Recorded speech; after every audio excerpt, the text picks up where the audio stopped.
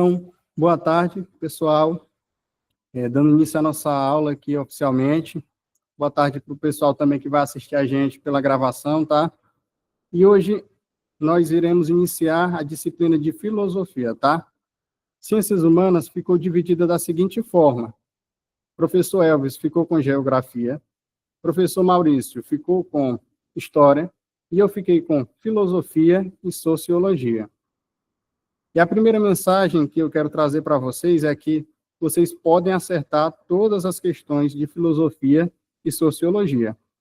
Só que, para isso, é importante que vocês entendam como que funcionam essas questões, como que funciona a metodologia correta para você acertar as questões de filosofia e de sociologia.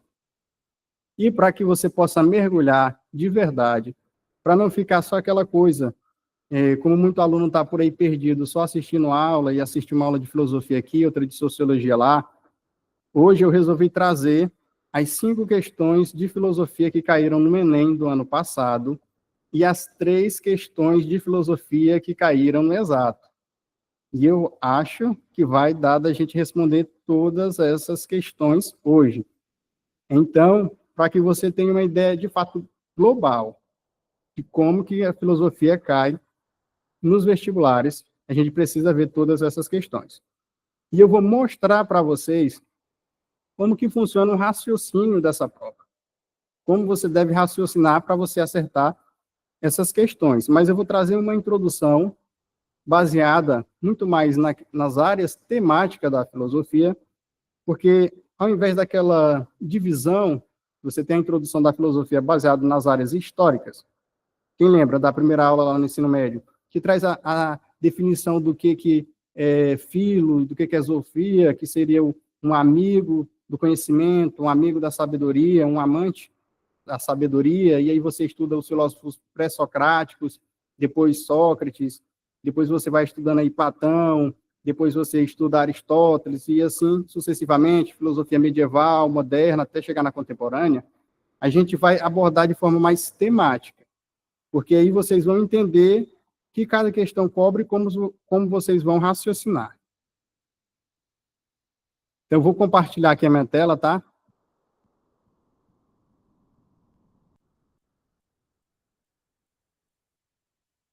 Então, tá todo mundo vendo a minha tela? Tudo ok? Beleza.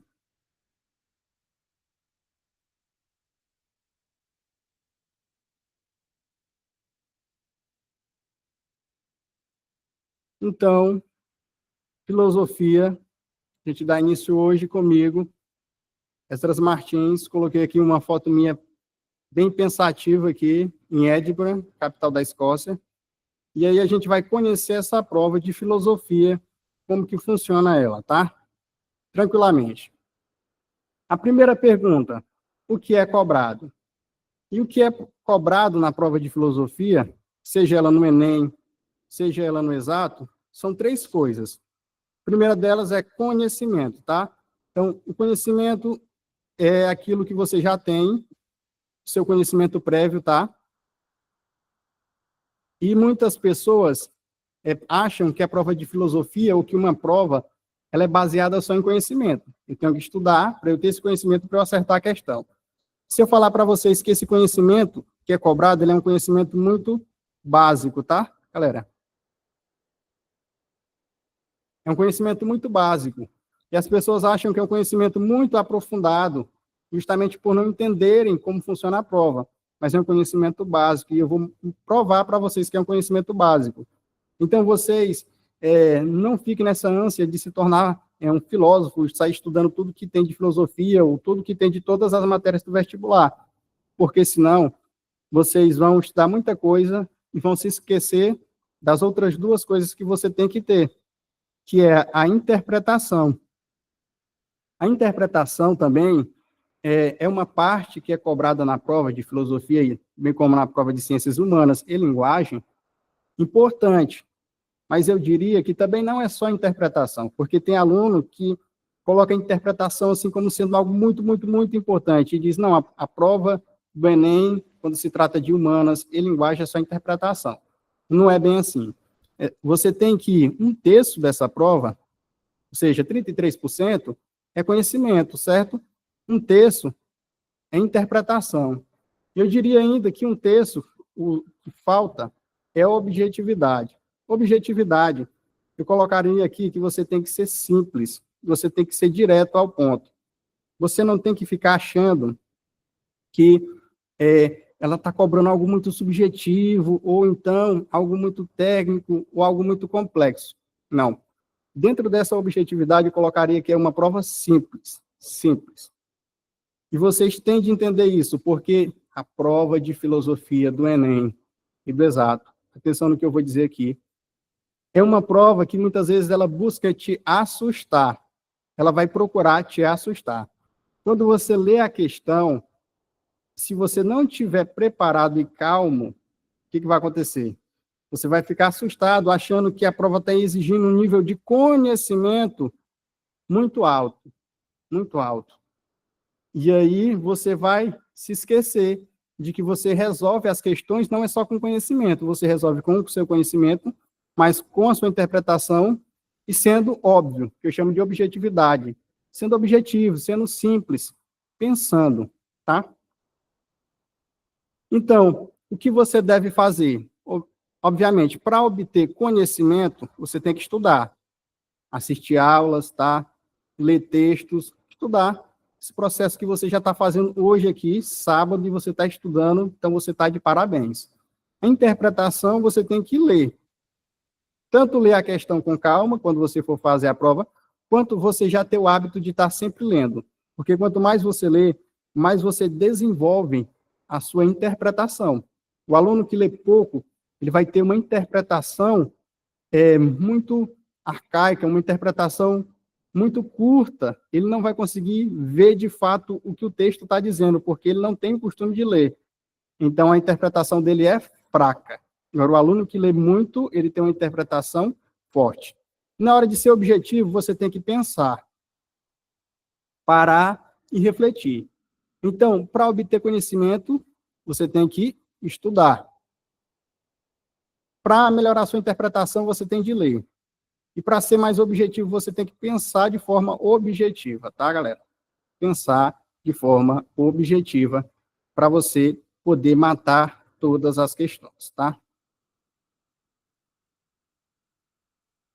Então, eu vou trazer aqui uma introdução, como eu disse, sobre as áreas da filosofia. Eu disse que não ia fazer uma introdução histórica, como é feita no ensino médio, mas uma introdução mais temática. Por quê? Porque se você souber simplesmente como a filosofia é dividida, se você souber isso, e o que cada área da filosofia estuda, você já vai conseguir matar muitas questões. Muitas questões. Simplesmente sabendo isso. Tá, galera? E vocês conhecem as áreas da filosofia? Eu quero hoje interagir com todo mundo aqui. Eu vou voltar aqui. Vocês conhecem as áreas da filosofia? Alguém poderia me dizer uma área da filosofia aqui, galera? Uma área, mandar uma mensagem aqui no chat para definir uma área da filosofia? Essa talvez não seja a forma que é mais abordada no ensino médio.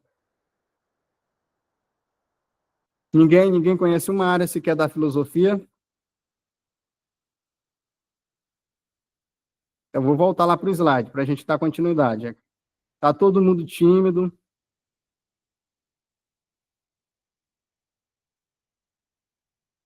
Então, responder aqui, ética. Beleza.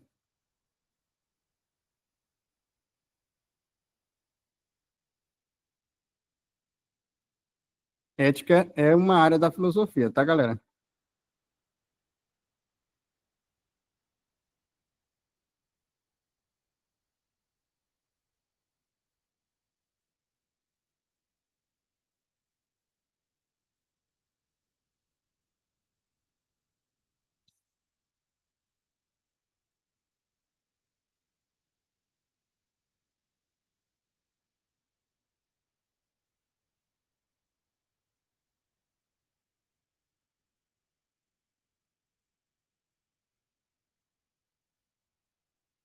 Então, tá todo mundo ainda me ouvindo, tá, galera?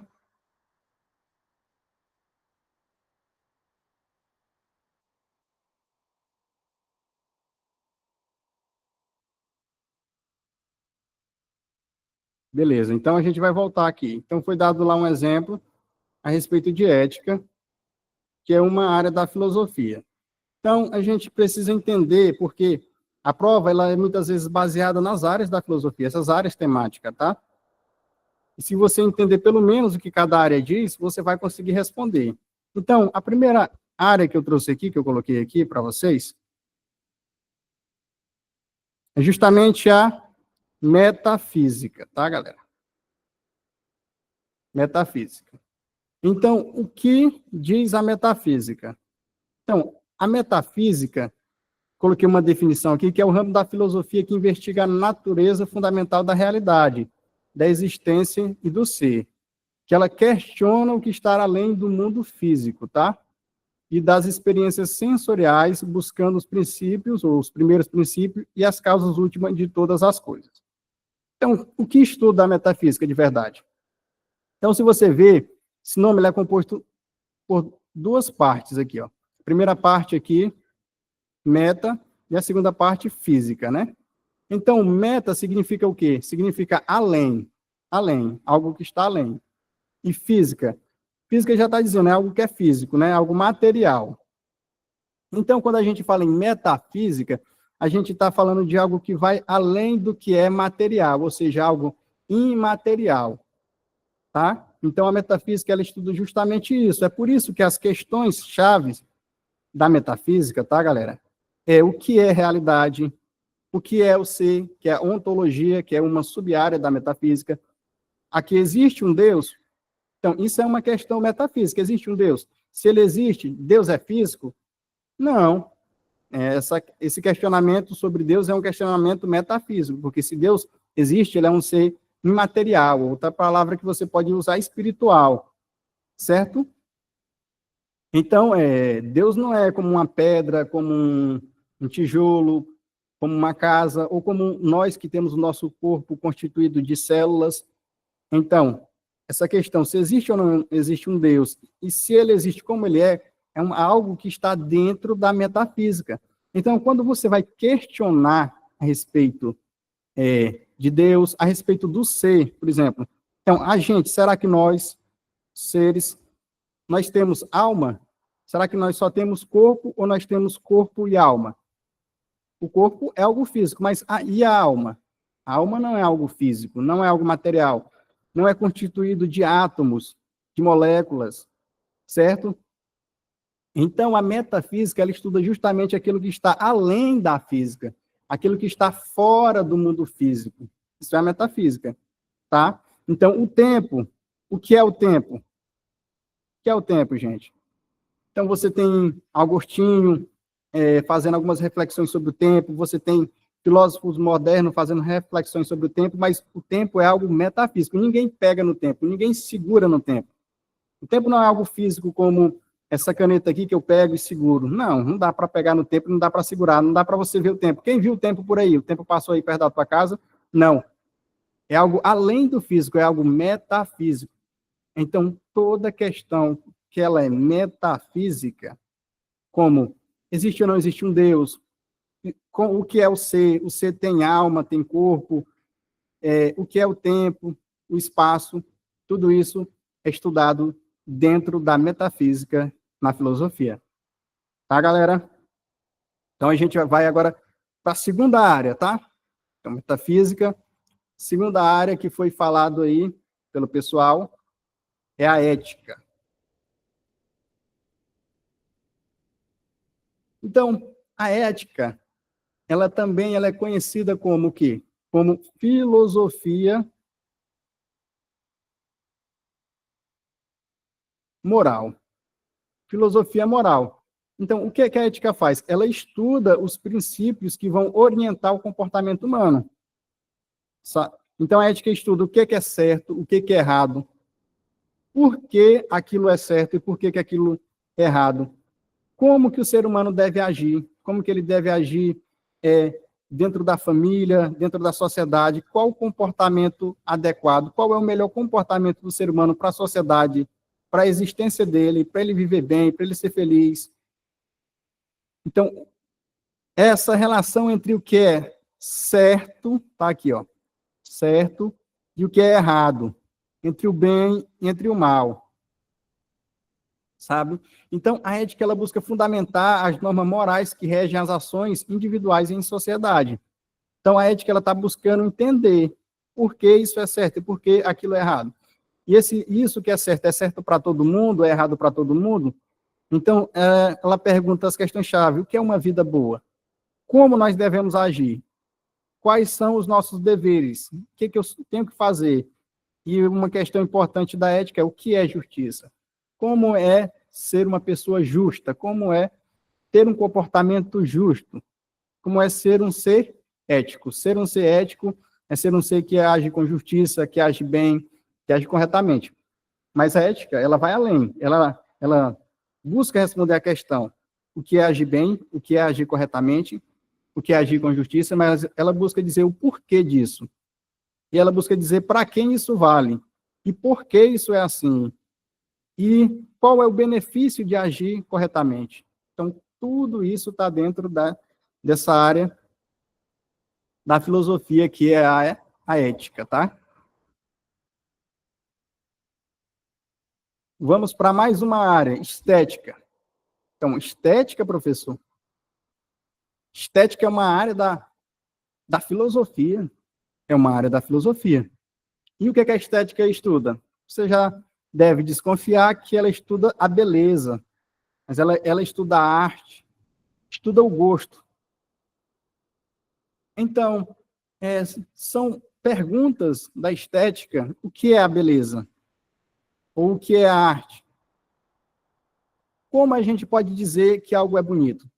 Será que o padrão de beleza, ele é um padrão universal, ou seja, aquilo que é belo no Brasil, também é belo no Japão, também é belo nos Estados Unidos, também é belo na Colômbia, também é belo na Coreia do Sul? É algo universal que vale para todo mundo, a beleza? Ou será que a beleza, ela possui padrões diferentes, variando conforme as sociedades, variando conforme as culturas? Então, a estética busca responder isso. E também qual é a função da arte na sociedade, qual é a função da beleza na sociedade. Então, a beleza é algo que vem da natureza, a gente já nasce com esse conceito do que é belo dentro de nós, e a gente só faz reconhecer. Ou será que esse conceito do que é belo, ele é construído em nós desde criança, quando a gente vai crescendo, alguém vai dizendo aquilo é bonito, aquilo é feio? Será? Como que é estabelecido os padrões de beleza nos indivíduos e na sociedade? Então, isso é pergunta de quem? Da estética, desse ramo, dessa área da filosofia, tá? Então, a gente já passou, vamos voltar aqui, por metafísica, estudar aquilo que está além do mundo físico, tá? Como o tempo, como o ser, como Deus. Passamos por ética, que fala sobre agir corretamente, agir bem, porque devemos agir certo, a filosofia da moral, da ação, do comportamento humano. E a estética, que é a filosofia da beleza, né? Porque eu acho aquilo dali belo e porque eu acho aquilo outra coisa feia. Como que se estabelece os padrões de beleza e qual que é a função da beleza na nossa vida? Por que a beleza gera prazer? É algo bom você olhar uma coisa bela. E vamos para mais uma área. Tranquilo? Essa área é epistemologia. Epistemologia, parece um palavrão, tá? Mas é bem tranquilo mesmo. Então, a epistemologia, ela é também chamada de quê? De teoria do conhecimento. Teoria do conhecimento, tá, galera? Então, você viu que tem uma área da filosofia que estuda as coisas que está além do mundo físico, a metafísica. Uma área que estuda o comportamento humano, uma área que estuda a beleza. E tem uma área da filosofia que estuda o próprio conhecimento. Então, O que é conhecimento? Vocês já pararam para pensar? É uma questão chave dentro de epistemologia. É como sabemos o que sabemos? Por que que o ser humano consegue ter um determinado conhecimento sobre o mundo e, por exemplo, um cachorro, um gato não consegue ter esse mesmo conhecimento que o ser humano consegue ter do mundo? Porque o ser humano sabe o que ele sabe. Por exemplo, a matemática. Será que nós descobrimos a matemática? Ou seja, será que a matemática ela já existia e o ser humano ele descobriu a matemática, ele foi descobrindo as regras, ele foi descobrindo o funcionamento? Ou será que o ser humano ele inventou a matemática? Veja, que descobrir é diferente de inventar. Descobrir, você descobre algo que já existe. Inventar, você inventa algo que não existe. Então, a matemática ela é uma descoberta ou ela é uma invenção humana?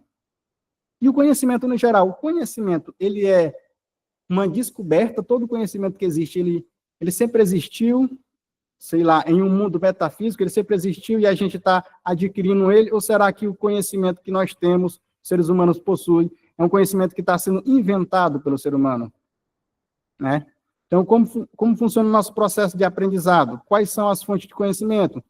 Dentro de epistemologia, temos as correntes como o empirismo. Será que a gente aprende por meio das experiências, da prática, vivendo? Ou será que a gente, ao invés de aprender pela experiência, como diz o empirismo, a gente aprende pela razão, pelo raciocínio, como diz o racionalismo? Tudo isso são questões da epistemologia, porque ela investiga o conhecimento. Então, ela investiga a natureza do conhecimento. Como eu falei, é algo que a gente descobre ou é algo que a gente inventa? As origens, os limites do conhecimento, até onde é possível o ser humano conhecer, tá? Até onde a ciência humana consegue ir.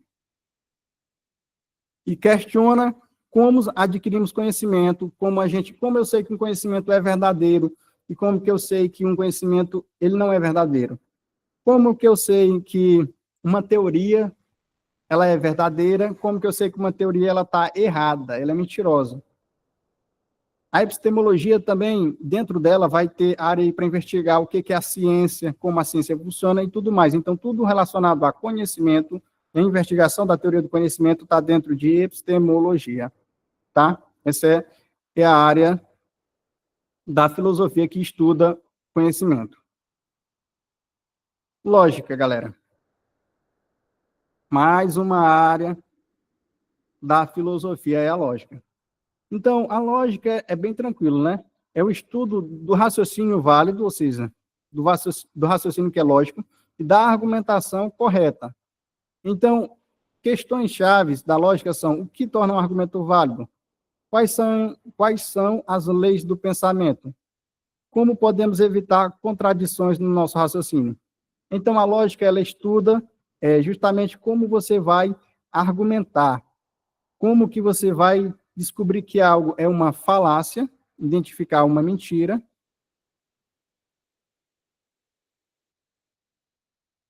e como que você vai garantir a coerência do pensamento. Então, vocês já devem ter ouvido falar, por exemplo, naquela lógica mais aristotélica, tal, uma lógica mais básica, como eu poderia dizer. Eu nasci no Maranhão, então. O Esdras nasceu no Maranhão, ou seja, o Esdras é maranhense. Né? Uma premissa, premissa A. E uma premissa B, todo maranhense é brasileiro. Beleza? Premissa A, o Esdras é maranhense. Premissa B, todo maranhense é brasileiro. Ora, se todo maranhense é brasileiro e o Esdras é maranhense, logo o Esdras é brasileiro. Então, isso é uma questão de lógica. Se eu sou maranhense e todo maranhense é brasileiro, logo eu sou brasileiro. Então, a lógica, ela trabalha justamente isso. Como que eu vou raciocinar dentro daquilo que é óbvio, daquilo que é correto, não daquilo que é incorreto, tá?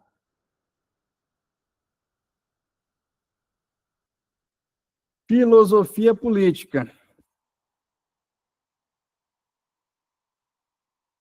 A filosofia política, ela estuda muita coisa. Devo confessar a vocês que ela estuda muitas coisas, ela é muito ampla. Porque a filosofia política, ela estuda desde o governo, ou seja, o governo tem a ver com política. O poder tem a ver com política. A justiça também tem a ver com a política, as leis, os direitos e as liberdades. Então, a filosofia política, ela vai estudar tudo isso. Então, como que se estabelece os governos, quais são os tipos de governo, como que é delimitado ou dividido o poder, como que a justiça opera, a lei, como que funcionam as leis, quais são as liberdades dos indivíduos, dos cidadãos, os direitos que eles possuem. Então, ela analisa a natureza do Estado e as diferentes formas de organização política. Então, uma questão muito importante da filosofia política: qual é a melhor forma de governo? É uma pergunta bem interessante. Atualmente, o mundo moderno, ocidental, ele responde essa pergunta assim, quase que em coro, né? Todo mundo, no mundo ocidental moderno, modernamente, considera a democracia como sendo a melhor forma de governo, né? Mas filósofos importantes como Sócrates não achavam a democracia a melhor forma de governo. Então, existe muito debate sobre qual é a melhor forma de governo. O que legitima o poder do Estado? Então, por que que o Estado pode ter esse poder de cobrar imposto de você? De cobrar que você pague o documento do seu carro, da sua moto. Se você não pagar, ele pode te multar, em determinados casos, até prender a sua moto e o seu carro. Por que que o Estado tem esse poder? Quando você nasceu, o Estado já existia. Quando você nasceu, eu e você, quando nós nascemos, o Estado já existia e ele já tinha esse poder. Então, por que que ele tem esse poder? E quando fala de legitimar, o que que estabelece? Por que que é justo que o Estado possa fazer isso contigo? Cobrar esses impostos, colocar regra na tua vida? Por que que ele tem esse poder sobre ti? O que legitima o poder do Estado? É uma pergunta filosófica da filosofia política. E se o Estado tem poder, nós, cidadãos, também temos os nossos direitos e deveres. Então, quais são os direitos e deveres dos cidadãos?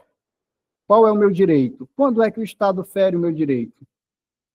Em uma última análise, o que é uma sociedade justa? Como seria essa sociedade perfeita? Né, galera?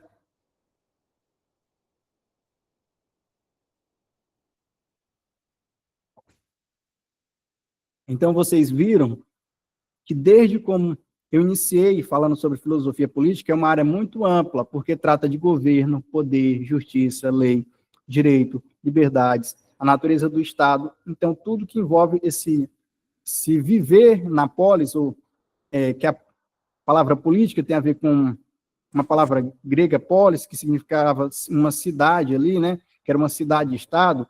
Então, política fala de viver em sociedade, não fala só da política em si, como a gente pensa, mas fala de viver em sociedade.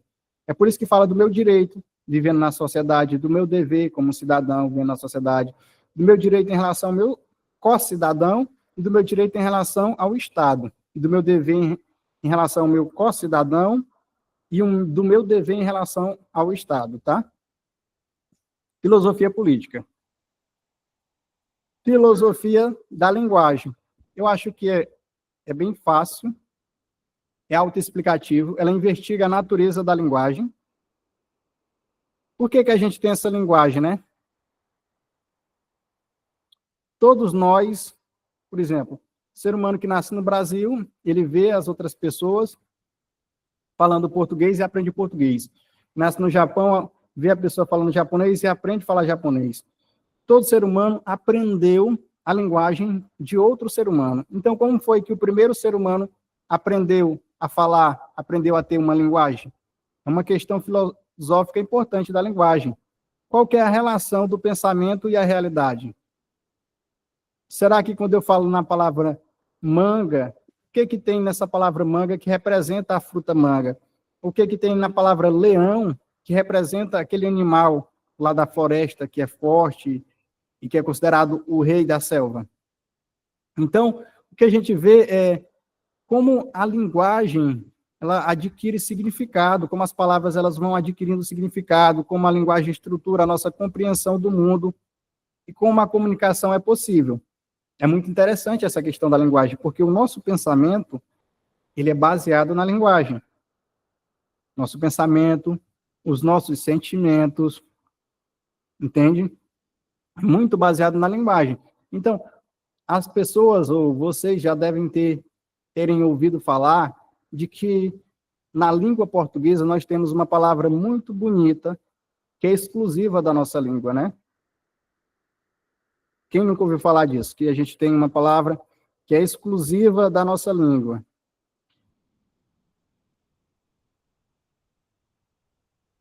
Que é a palavra saudade.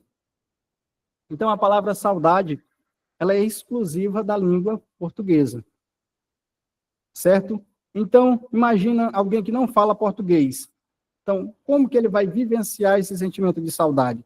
Porque o sentimento de saudade, ele está relacionado a essa palavra que está relacionada ao pensamento e à interpretação do mundo. Então, você sabe que durante as grandes navegações, no qual Portugal foi ali pioneiro nas grandes navegações, os homens, eles iam para o mar, né? Então, ia aquele monte de homem para o mar, ia explorar o mar, ia em busca de terras longínquas, em busca de fazer descobertas, né? Ou em busca de dar um giro na Terra para provar que a Terra era redonda e tudo mais. E aí, durante esse período, essas mulheres, essas esposas desses homens que ficavam em Portugal, elas começaram a ter esse sentimento de querer estar perto dos seus esposos que estavam no mar, estavam longe no mar por aí, há muitos dias, há meses longe de casa, talvez muitos deles até tinham morrido no mar, os navios tinham naufragados, né? Então elas tinham esse sentimento sem saber se eles iriam voltar ou não, e aí desse sentimento que elas tinham de querer perto os seus esposos, surgiu ali naquele contexto histórico essa palavra saudade. Esse sentimento que elas tinham, um sentimento de saudade. E aí surgiu a palavra saudade, que ficou dentro da língua portuguesa e que traz esse significado, esse sentimento que nós brasileiros herdamos dos portugueses e que temos dentro da nossa compreensão do mundo. Então, linguagem tem a ver com a compreensão do mundo. Então, só quem fala português compreende bem o que é saudade, porque é algo exclusivo da língua portuguesa, né? Então, nas outras línguas podem ter algo mais ou menos parecido, mas não igual. Então, qual que é a influência da linguagem na compreensão do mundo? Essa pergunta, qual que é a influência da linguagem na compreensão do mundo, na vivência do sentimento, é uma questão da filosofia da linguagem. Então, vou voltar aqui só para a gente recapitular de maneira bem tranquila. Vamos lá, metafísica estuda aquilo que está além do mundo físico, tá? Então, físico é o que é material, o que é palpável, o que eu posso pegar, o que é matéria, o que tem prótons, elétron, nêutron. E metafísica é o que não é material, é o imaterial, é o tempo que ninguém pode tocar, ninguém pode pegar, ninguém pode segurar o tempo. É Deus, é o ser, é a alma. E a ética é a filosofia da moral, trata sobre o certo, o errado, o bem e o mal. Como devemos agir, por que devemos agir dessa forma, e qual é a melhor forma de agir e o que é a justiça. Isso trata a ética. A estética trata sobre a beleza, sobre o que é belo, por que determinada coisa é bela, por que a outra coisa é feia, e como que nascem os padrões estéticos de beleza. Epistemologia, investiga o conhecimento. Então, o conhecimento é algo que foi descoberto, é algo que nós inventamos, até onde é possível conhecer, como eu sei que algo é certo, como eu sei que algo é errado, ou algo é uma inverdade, né? Então, a teoria do conhecimento, epistemologia. A lógica, que fala justamente sobre as questões de uma argumentação, como que eu sei que alguém está argumentando de forma correta, está trazendo um argumento válido dentro de uma discussão, ou aquele argumento dele é um argumento inválido, ele está apenas falando como um político, só para tentar ganhar a discussão. É através da lógica que eu descubro isso. Filosofia política, que trata sobre muita coisa, governo, poder, justiça, lei, direitos. Então, a vida do indivíduo em sociedade, quando Aristóteles falava que o ser humano é um ser político, ele estava falando que um ser humano é um ser que vive em sociedade, que vive junto, né? Quando ele falava que o ser humano é um ser político, ele não estava querendo dizer que o ser humano vota na urna eletrônica, ou que o ser humano sai distribuindo santinho, ou que o ser humano tem candidato. Não, não era nada disso. Quando Aristóteles, deixa eu pegar aqui para vocês, não sei se vocês vão conseguir ver, mas quando Aristóteles, nesse livro aqui, Política, do Aristóteles, falava sobre o ser humano ser um ser político, ele estava falando sobre a vida do ser humano em sociedade. Ele não vive sozinho, o ser humano. Então, como ele vive em sociedade, então ele tem os seus direitos dentro da sociedade, ele tem os seus deveres, ele tem a relação com o governo, ele tem que escolher qual é o governo, e assim sucessivamente. Filosofia política. Filosofia da linguagem, então, eu trouxe a explicação sobre o nome saudade para vocês. Então, qual que é a relação entre linguagem e pensamento? Vocês já pararam para pensar que toda vez que vocês vão pensar, vocês, na verdade, vocês estão meio que trazendo um discurso. Então, é uma conversa, o pensamento é uma conversa no interior da mente de vocês. É uma conversa em português, na linguagem que vocês pensam. Então, vocês utilizam a linguagem para pensar. Então, vocês pensam, hoje eu vou fazer isso, hoje eu vou assistir aula de filosofia, amanhã é domingo, eu vou descansar, graças a Deus, vou descansar amanhã. Então, você está utilizando a sua linguagem para pensar. Então, qual é a relação entre linguagem e pensamento? São a mesma coisa? Ou será que eu me utilizo da linguagem para poder pensar? E se eu aprender outro idioma, será que eu vou conseguir pensar no outro idioma? Questões da filosofia da linguagem.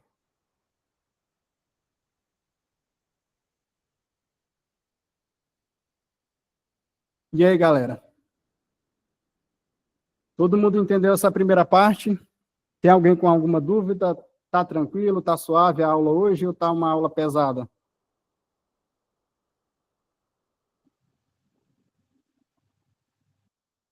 Tá ótimo.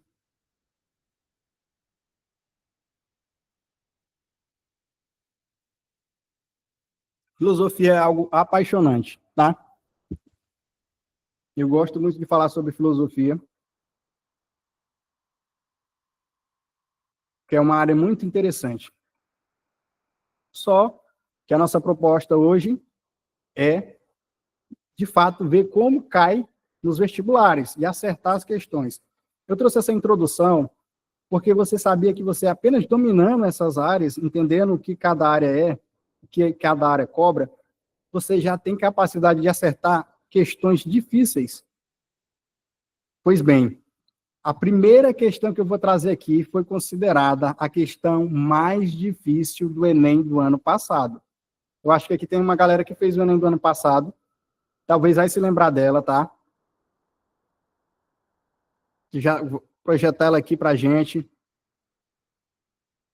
Coloquei aqui, chegou a hora da verdade, apontando aqui para o lado. Chegou a hora da verdade, galera. Não sei se vocês querem em tela grande ou coloco em tela menor para vocês responderem a questão. Vou ler com vocês aqui, tá? Chegou a hora da verdade, a gente vai para Enem 2014, prova azul. Tá? Na prova azul, vocês sabem que o Enem ele distribui em 4 provas diferentes, em cores diferentes. Peguei lá a prova azul. Na prova azul era a questão 62. Vamos lá, eu vou ler aqui tranquilamente com vocês. Não é para ninguém pesquisar a resposta aí no Google, é para ler aqui comigo, de boa, e vamos ver essa questão que foi considerada a questão mais difícil do Enem do ano passado. Vamos lá, ela tem 2 textos, texto 1 e texto 2. Texto 1 diz o seguinte: o empirismo moderno foi, em grande parte, condicionado por 2 dogmas. Um deles é a crença em certa divisão fundamental entre verdades analíticas ou fundadas em significados independentes de questões de fato e verdades sintéticas ou fundadas em fatos. O outro dogma é o reducionismo, a crença de que todo enunciado significativo é equivalente a algum construto lógico sobre termos que se referem à experiência imediata. Beleza, esse foi o texto 1, vamos para o texto 2. Texto 2 diz, teses. Primeiro, somente os enunciados que possuem conteúdo factual são teoricamente significativos. Enunciados que não podem, em princípio, estar fundamentados pela experiência são carentes de significado. As ciências empíricas usam somente o conteúdo empírico da realidade.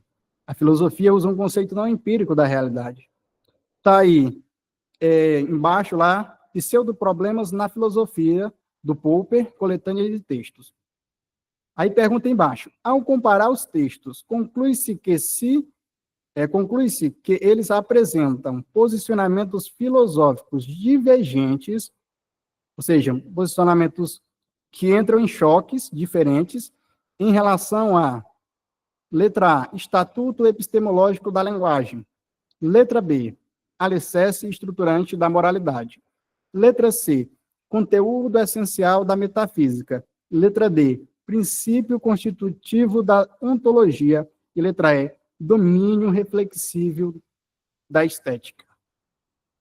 Essa questão, que foi a 62 da prova azul do Enem do ano passado, foi considerada a questão mais difícil de filosofia do Enem. E eu não achei difícil, achei uma questão muito fácil, muito tranquila, galera. Todo mundo já leu a questão, todo mundo aí está lendo aqui tranquilamente. Posso tirar aqui rapidinho da questão para ouvir as opiniões de vocês a respeito dessa questão. Tirar aqui.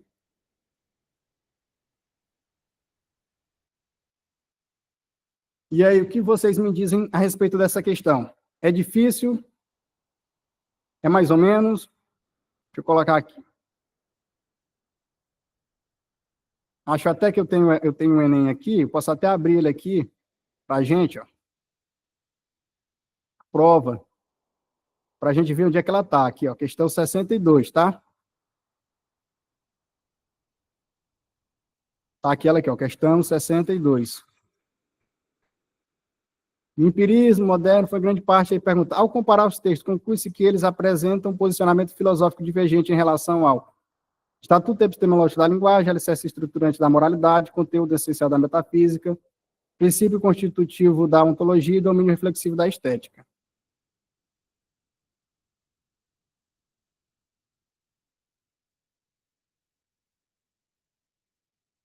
Vocês acham essa questão uma questão difícil ou fácil?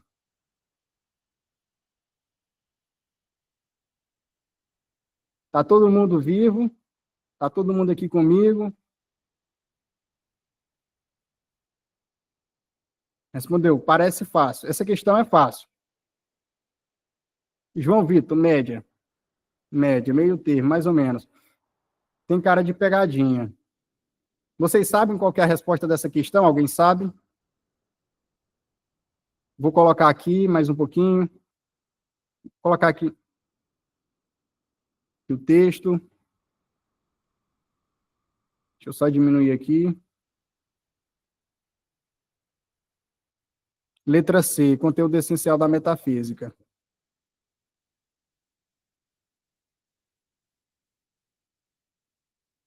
Todo mundo aí dizendo que é a letra C. João Salles, C. Gisele, C. Já que cita empirismo. O empirismo é o quê, galera? Vou voltar aqui para cá. O empirismo é o quê? Está falando sobre empirismo. O empirismo está dentro de que área? Isso daqui é algo que vocês devem levar para a vida de vocês. Quando vocês virem uma questão no vestibular de filosofia, vocês perguntam qual aquelas áreas que eu mostrei. Essa questão que está dentro de ética, galera? Está dentro de estética.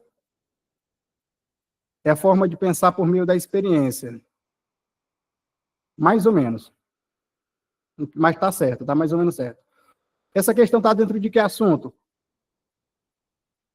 Deixa eu colocar aqui. É filosofia política, galera? Essa questão aí é uma questão de lógica, é uma questão de epistemologia, é uma questão de estética, é uma questão de ética ou de metafísica? É a primeira coisa, epistemologia aparece. Exatamente. Exatamente, epistemologia. Então, galera, vou responder ela aqui com vocês para vocês entenderem qual que é o raciocínio que vocês precisam ter para acertar essas questões. Simbora para a questão. Então, essa questão é uma questão de epistemologia. Tá, galera? Uma questão de empirismo. Essa questão Foi considerada a questão mais difícil do Enem do ano passado.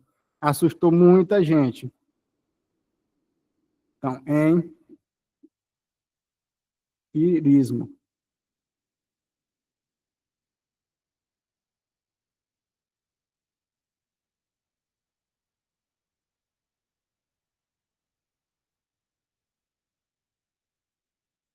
Empirismo versus racionalismo. Racionalismo. Empirismo versus racionalismo. Então, galera, essa questão, o que acontece? Ela está trazendo aqui uma definição no texto 1 de um empirismo mais clássico e no texto 2 um neoempirismo. Então, essa questão ela poderia ser muito difícil, mas ela não foi.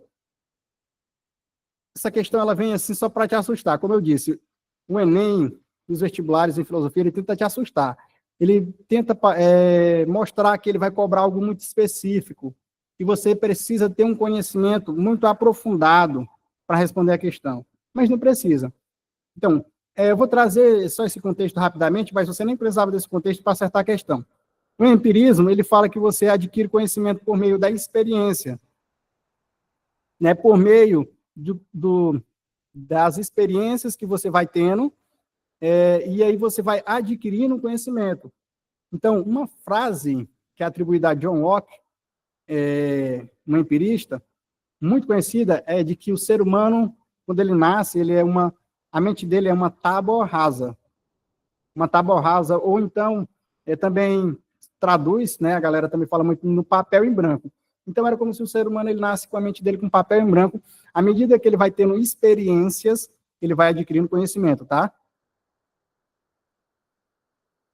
Entendeu? Então, à medida que ele vai vivendo, vai tendo experiências, aqui, ó, por exemplo, as ciências empíricas usam somente conteúdo empírico da realidade. Então, através da experiência, você adquire conhecimento. Nasce com uma mente como se fosse um papel em branco e você vai adquirindo conhecimento. Já para o racionalismo, não. Você não nasce com essa mente em branco, não. Você já nasce com a razão, você já nasce com certas ideias dentro da sua mente. Ao longo da sua vida, que você vai estudando, você vai apenas, como se você fosse descobrindo essas ideias que estão dentro da sua mente através da razão. Então, para o indivíduo nasce sem nada. Para outro, já nasce com ideias, com a razão. Para o empirista, sem nada. Para o racionalista, já nasce com as ideias inatas. Para o empirista, ele adquire o conhecimento por meio das experiências.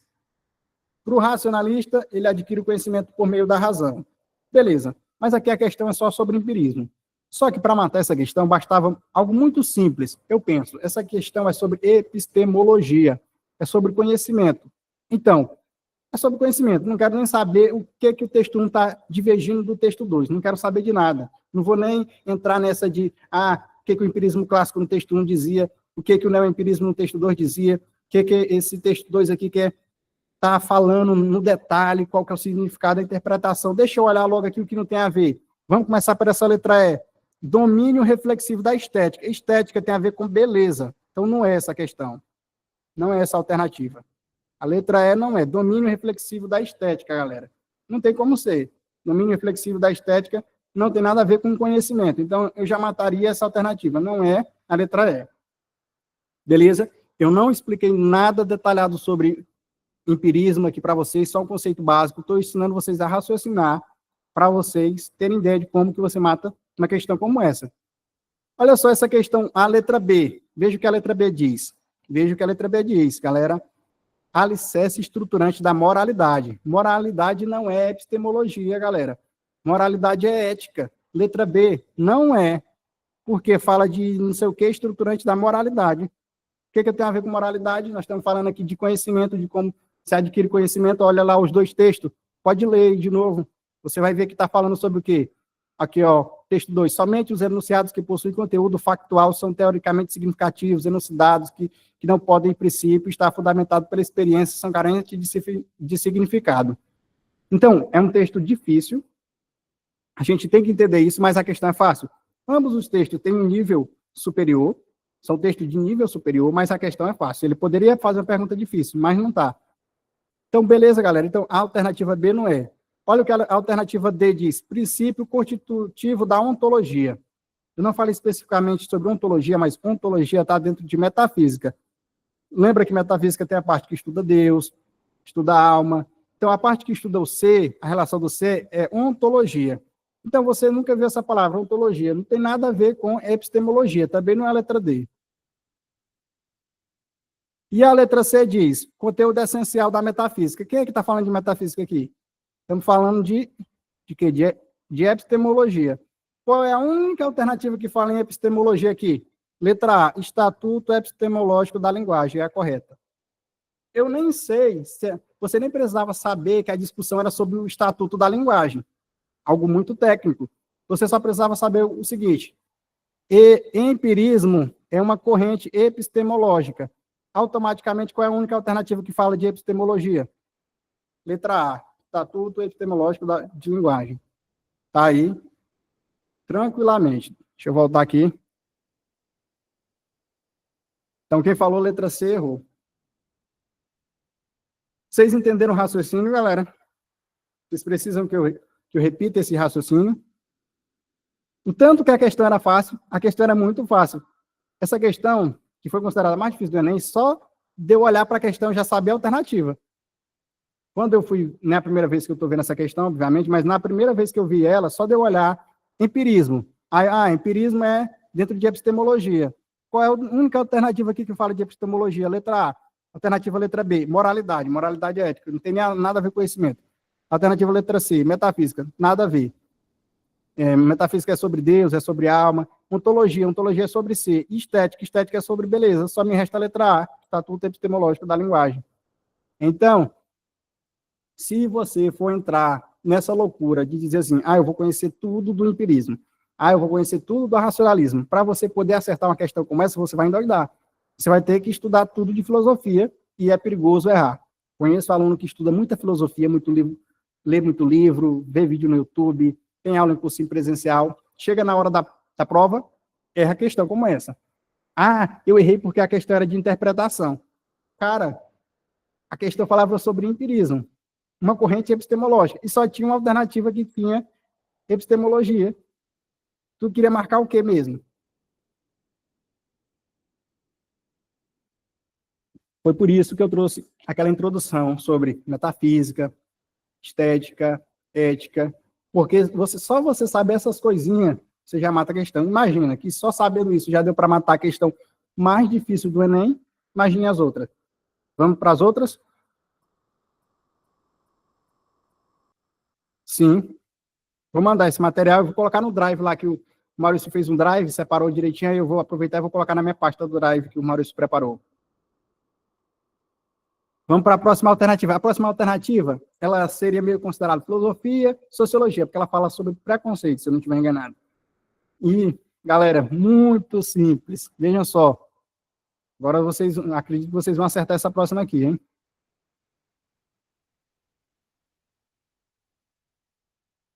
Essa daí, tudo bem. Alguém colocou letra C, mas foi a questão mais difícil do Enem, tá? Olha só, de novo. Tranquilo, questão 54 do Enem. Preconceito, ali mesclou filosofia com sociologia, galera. Os grupos dominantes são beneficiados em termos de credibilidades e podem, com isso, controlar fala de membros de outros grupos, descredibilizando seus testemunhos com base em concepções compartilhadas de preconceito de identidade, gênero e raça. Algumas formas de preconceito tornam as declarações das pessoas menos importantes devido a seu pertencimento a determinado grupo social. Assim, um falante recebe menos credibilidade devido ao preconceito do ouvinte. Com base na reflexão sucinta do texto, o preconceito de identidade é responsável por um tipo de injustiça. A. Estética, que normaliza os padrões corporais. B. Sensorial, que privilegia as habilidades visuais. C. Afetiva, que impede as expressões emocionais. D. Epistêmica, que prejudica as trocas de informacionais. E. Econômica, que perpetua as desigualdades materiais.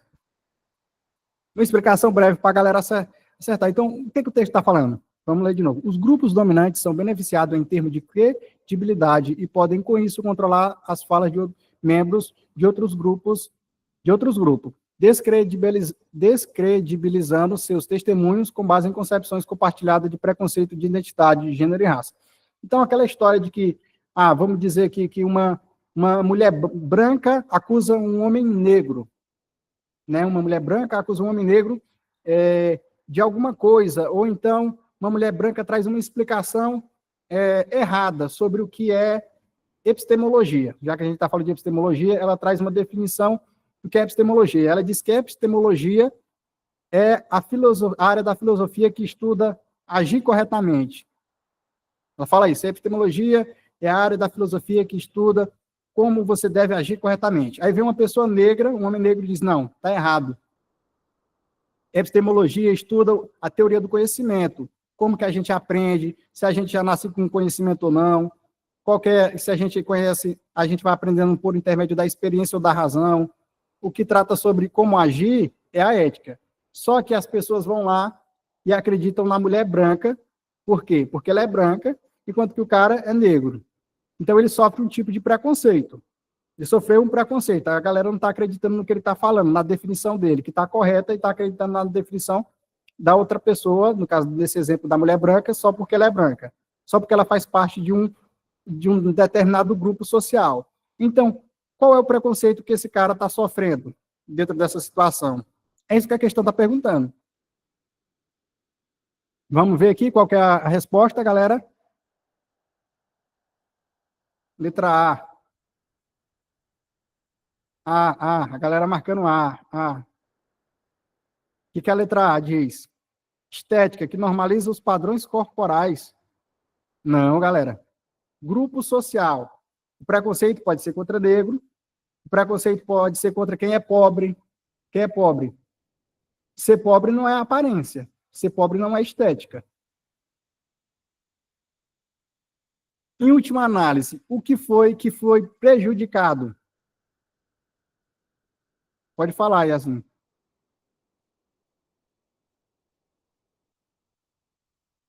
Levantou a mão sem querer, talvez. Então, o que foi prejudicado, galera? Vamos pensar aqui. A moral? Não. Veja que, no nosso exemplo, você tinha o quê? Você tinha letra E. Vamos ver se a letra E é econômica? Não. Calma, galera, calma. Todo mundo relax agora, todo mundo relax. Tá todo mundo chutando todas as letras. Já foi A, já foi B, já foi C, já foi E. Agora estão dizendo que é a D. D. Epistêmica. Exatamente. A letra D é a correta. Vocês saíram chutando tudo até chegar na certa. Tá bacana. Vou conversar aqui com vocês direitinho aqui sobre isso. Por isso é importante a gente responder questões. Então, tranquilamente. Os grupos dominantes são beneficiados em termos de credibilidade. Opa, falou a primeira coisa aqui, credibilidade. Vou pegar aqui minha canetinha aqui. Credibilidade, tá aqui. Não quero essa vermelha não, quero essa azul. E podem controlar falas de membros de outros grupos. Então, falou falas. Falas aqui. Descredibilizando seus testemunhos com base em concepções compartilhadas de preconceito e identidade de gênero. Algumas formas de preconceito tornam as declarações das pessoas menos importantes.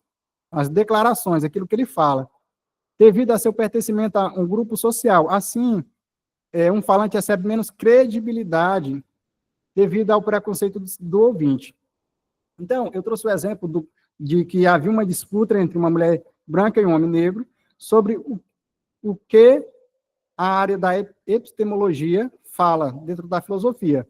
Enquanto que a mulher branca dizia que a epistemologia fala sobre agir corretamente, agir de forma certa, fazer o bem, agir de forma justa, o homem negro disse que não, está errado.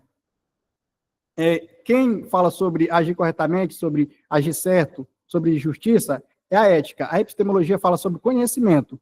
Então, esse preconceito prejudicou o quê? A troca de informações. A troca de informações. Porque esse indivíduo que sofreu preconceito, ele está levando a informação, ou seja, O outro indivíduo tem mais credibilidade do que ele, enquanto ele está descredibilizado, o que foi falado. As declarações dessas pessoas, as informações que eles tentam trazer para as pessoas, as definições, as explicações, é descredibilizada, simplesmente por conta do grupo social que ele faz parte, por conta de um preconceito de identidade, gênero e raça. Então, é um tipo de injustiça que afeta o quê? É uma justiça epistêmica. Não é uma injustiça que está prejudicando a estética dele, o corpo dele. Está prejudicando, está obrigando ele a alisar o cabelo. Ele tem um cabelo cacheado, está obrigando ele a alisar o cabelo. Não, nada a ver. Sensorial. Está privilegiando aqui umas habilidades visual, é um preconceito contra uma pessoa, por exemplo, que é cega. Nada a ver. Afetiva, que impede as expressões emocionais, não.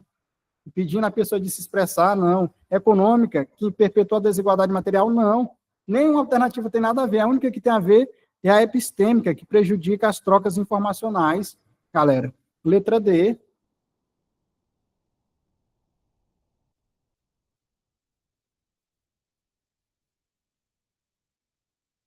E aí, galera, ficou com alguma dúvida? Deixa eu olhar aqui o chat aqui.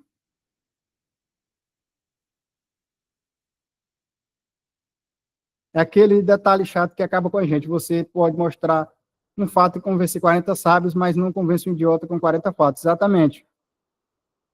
Mas não é só sobre isso, não é só sobre a capacidade da pessoa interpretar a informação, mas já é um preconceito que a pessoa tem contra quem está falando a informação.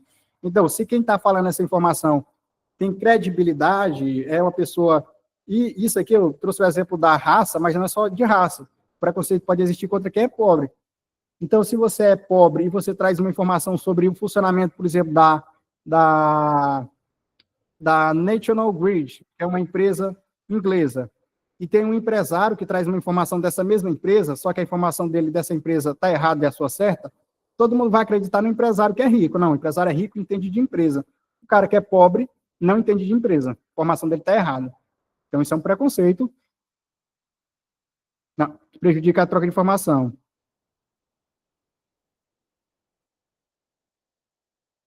Tranquilo? Vamos ter mais questões aqui, vamos para mais questões. Vocês vão pegar esse raciocínio, galera. Vamos pegar. Hoje é a primeira aula de filosofia, vocês estão patinando um pouquinho, mas vocês vão pegar esse raciocínio. Por quê? A gente tem que estudar filosofia, sim. A gente vai estudar. Eu vou dar aquelas aulas clássicas. Vai ter o dia de eu chegar aqui, ó, filósofos pré-socráticos. Pá. Filosofia de Aristóteles. Estou, inclusive, com o livro dele aqui, já mostrei. Um livro muito bom. Vou trazer tudo isso, mas a gente precisa ter, acima de tudo, raciocínio. Se você for estudar detalhe por detalhe tudo, porque o Enem sempre vai procurar uma coisa que você não estudou para perguntar. Assim, entre aspas, você não estudou aquilo especificamente, mas você sabe, você tem noção do que ele está falando. Você tendo noção, você acerta a questão. Você não tem que querer saber exatamente o que ele está perguntando. Se você for nessa de querer saber exatamente o que ele está perguntando, você vai ler o livro do mundo todo e ele ainda vai cobrar uma coisa sua que você não viu. Então, esse texto aqui, eu nunca tinha visto esse texto, mas mesmo assim eu acertei. Né? Então, vamos para mais uma questão.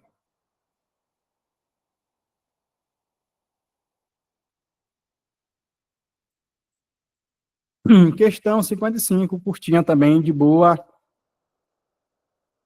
Olha essa questão aqui, galera. A alma funciona no meu corpo de maneira maravilhosa. Que bom. Nele se aloja, certamente, mas sabe bem dele escapar. Escapa para ver as coisas através da janela dos meus olhos. Escapa para sonhar quando durmo, para sobreviver quando morro. Minha alma durará muito tempo e mais que muito tempo. Quando meu corpo vier a apodrecer, viva minha alma. É meu corpo luminoso, purificado, virtuoso, ágil, móvel, tépido, viçoso. É meu corpo liso, castrado, arredondado, como uma bolha de sabão. Está aí esse texto, Corpo Tópicos, as heterotopias do Foucault, do filósofo francês lá. Esse texto reforça uma concepção metafísica clássica que remete a um... Opa! Então, já está dizendo qual que é a área da filosofia que está sendo cobrada aqui, né, galera? Ficou claro. A área da filosofia que está sendo cobrada é o quê? Metafísica. Metafísica clássica. E metafísica fala sobre aquilo que não é material, algo que você não pode pegar, que não pode tocar. Nesse caso aqui, falou muito sobre o quê? Sobre a alma. E qual que é a concepção da metafísica que está sendo reforçada aqui, que é reforçada? Será que é um pressuposto lógico, letra A? Beleza? Um pressuposto lógico? Será que a letra B é um pensamento dicotômico? Será que a letra C é uma contemplação da natureza? Será que a letra D é um raciocínio argumentativo? Será que a letra E é crítica à individualidade? Vou ler mais uma vez e vocês vão responder lá no chat qual que é a alternativa. Calma, todo mundo tranquilo, questão de metafísica. A alma funciona no meu corpo de maneira maravilhosa. Nele se aloja, certamente, mas sabe bem dele escapar. Escapa para ver as coisas através da janela dos meus olhos. Escapa para sonhar quando durmo, para sobreviver quando morro. Minha alma durará muito tempo, e mais que muito tempo. Quando meu corpo vier a apodrecer, viva minha alma. É meu corpo luminoso, purificado, virtuoso, ágil, móvel, tépido, viçoso. É meu corpo liso, castrado, arredondado como uma bolha de sabão.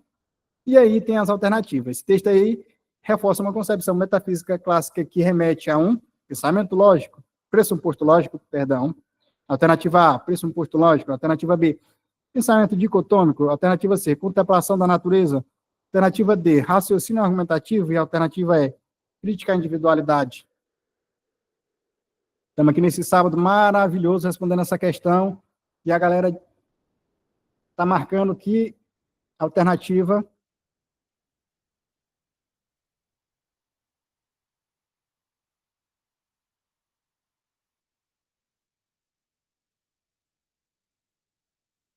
todo mundo dizendo que é A, B ou C, vou de B nessa, Mariana C, Yaslin B, C, metafísica, B, tivemos uma, duas B, tá? Alguém mais? Quem mais se habilita para tentar? Então vamos para a questão, tá, galera? Essa questão bem tranquila.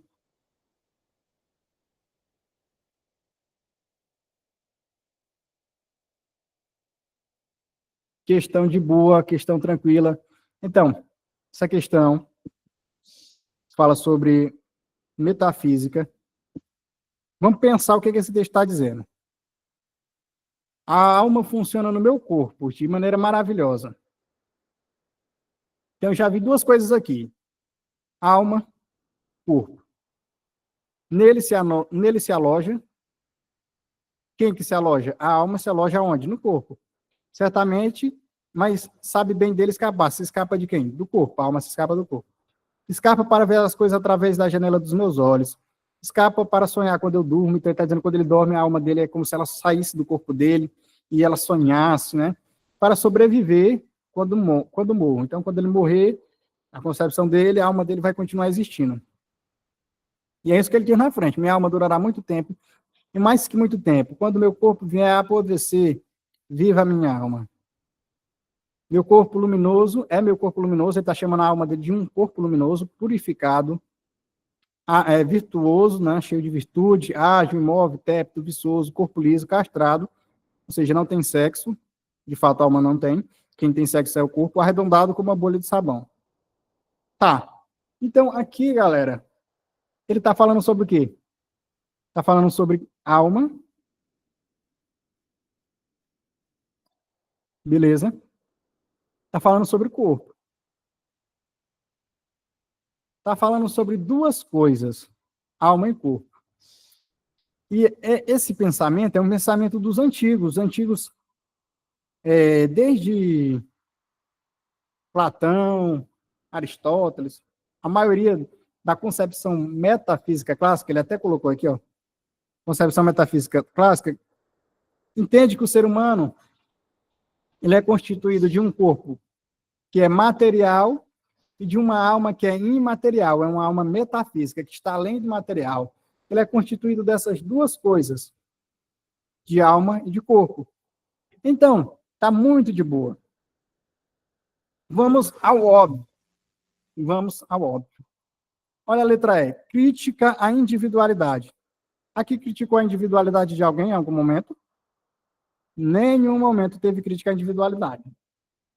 Letra D, vamos pensar, galera, raciocínio argumentativo. Teve argumentação aqui, alguém está argumentando, está tentando te convencer de alguma coisa, está vendendo o peixe dele? Ninguém tá raciocinando, ninguém está argumentando nada, não é essa.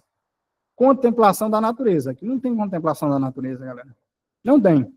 Ah, mas é porque ele disse que escapa para sonhar quando dorme, para sobreviver quando morre. Não, não tem nada de contemplar a natureza. Está falando de corpo e alma. Pressuposto lógico. É uma questão de lógica aqui, é? Uma questão de metafísica, não é questão de lógica. Então, não tem nada a ver. A única alternativa que sobra é o pensamento dicotômico, tá? Que é a alternativa correta, pensamento dicotômico. Ou seja, o que é dicotômico? Ou seja, ele tinha uma concepção da metafísica clássica de que o ser humano é constituído por duas coisas. Esse dico fala justamente de duas partes, dicotômico, que o ser humano é constituído por duas partes. Inclusive, dentro da teologia, vocês têm as teorias dicotômicas que acreditam que o ser humano é constituído por corpo e alma. E tem a teologia tricotômica, que acredita que o ser humano é constituído de corpo, alma e espírito. Então, dicotômico é 2, tricotômico é 3. Nesse caso, a metafísica clássica, a gente está falando de filosofia, concepção clássica, Aristóteles, Platão, todo mundo ali antigo, acreditava no quê? Num pensamento dicotômico. O ser humano é constituído de quê? De duas coisas, de corpo e de alma. Letra B. Só...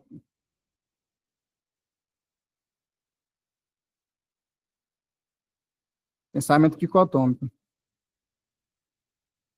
B de vassoura.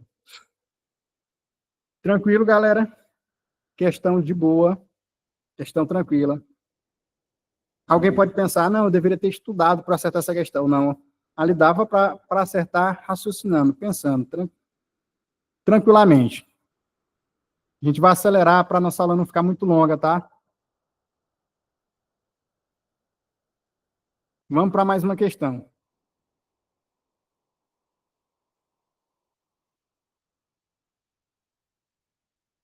Essa questão tem dois textos, um pouquinho grande, mas eu vou ler aqui de boa com eles.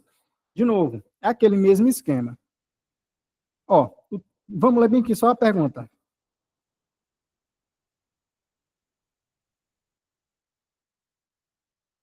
Os textos indicam que a prática de ações virtuosas sempre efetivadas na polis ocorrem por meio da... Então, ações virtuosas, ações corretas, ações boas, agir corretamente, ter uma ação virtuosa, isso está dentro de que assunto, galera? Está dentro de que assunto da filosofia? Está dentro de ética. Está dentro de ética, tranquilamente, sem dor de cabeça. Mas vamos ler os textos. A gente já sabe que a gente está com uma questãozinha aqui de ética. Então, se alguém fala bem aqui, ó, uma questão aqui de ética. Alguém fala de beleza, de estética, já sei que essa alternativa está errada, porque a ética é sobre a ação, sobre agir corretamente, sobre agir bem. Tranquilo. Texto 1. Aristóteles entendia que a felicidade era diretamente ligada ao respeito pela própria natureza. De certa maneira, uma vida que tivesse na natureza de si mesma uma referência inabalável. Isso lhe permitiu formular o conceito de excelência. O que seria excelência? Seria justamente, ao longo da vida, tirar de si mesmo, em forma de performance, uma conduta, de comportamento, de disposição que a natureza permitiria de melhor. Tá? Texto 2. A noção de eudaimonia é central para a ética aristotélica. A eudaimonia é uma atividade e não um estado psicológico. Beleza? É uma atividade, não é um estado psicológico. Pois é definida na ética Nicômago como uma atividade da alma, com base na virtude moral. A virtude moral é definida em termos de uma disposição diretamente ligada à deliberação. O que leva a estudar a virtude intelectual que opera em seu interior, isto é, a prudência. A estrutura conceitual da ética aristotélica responde a uma tentativa de elucidar conceitualmente em que consiste isto, agir bem, ou na linguagem aristotélica, o que significa ser feliz.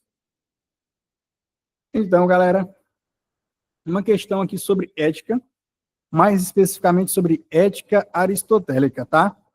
Uma questão bem de boa. Então, o que eu posso trazer para vocês aqui, galera? Já trazendo aqui a resposta para vocês.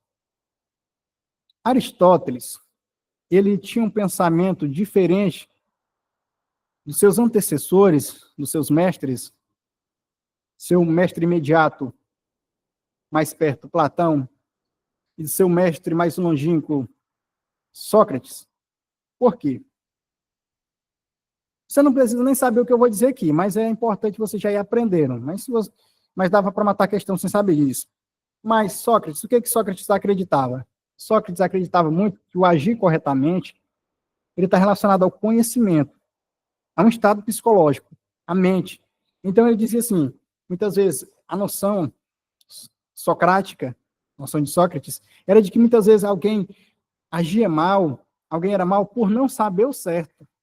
Então, o mal é mal porque não conhece o bem. Era assim que Sócrates pensava. Então, a pessoa não sabia o que era certo, ela não sabia o certo, por isso ela agia de uma maneira incorreta. Por isso ela errava.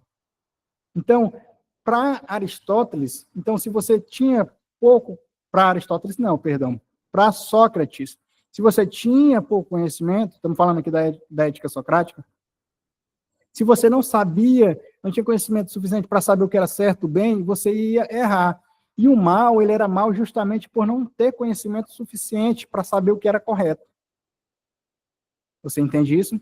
Então, vamos supor que, de maneira simples, então, para Sócrates, alguém às vezes come muita comida, pensar aqui só num exemplo besta, tá?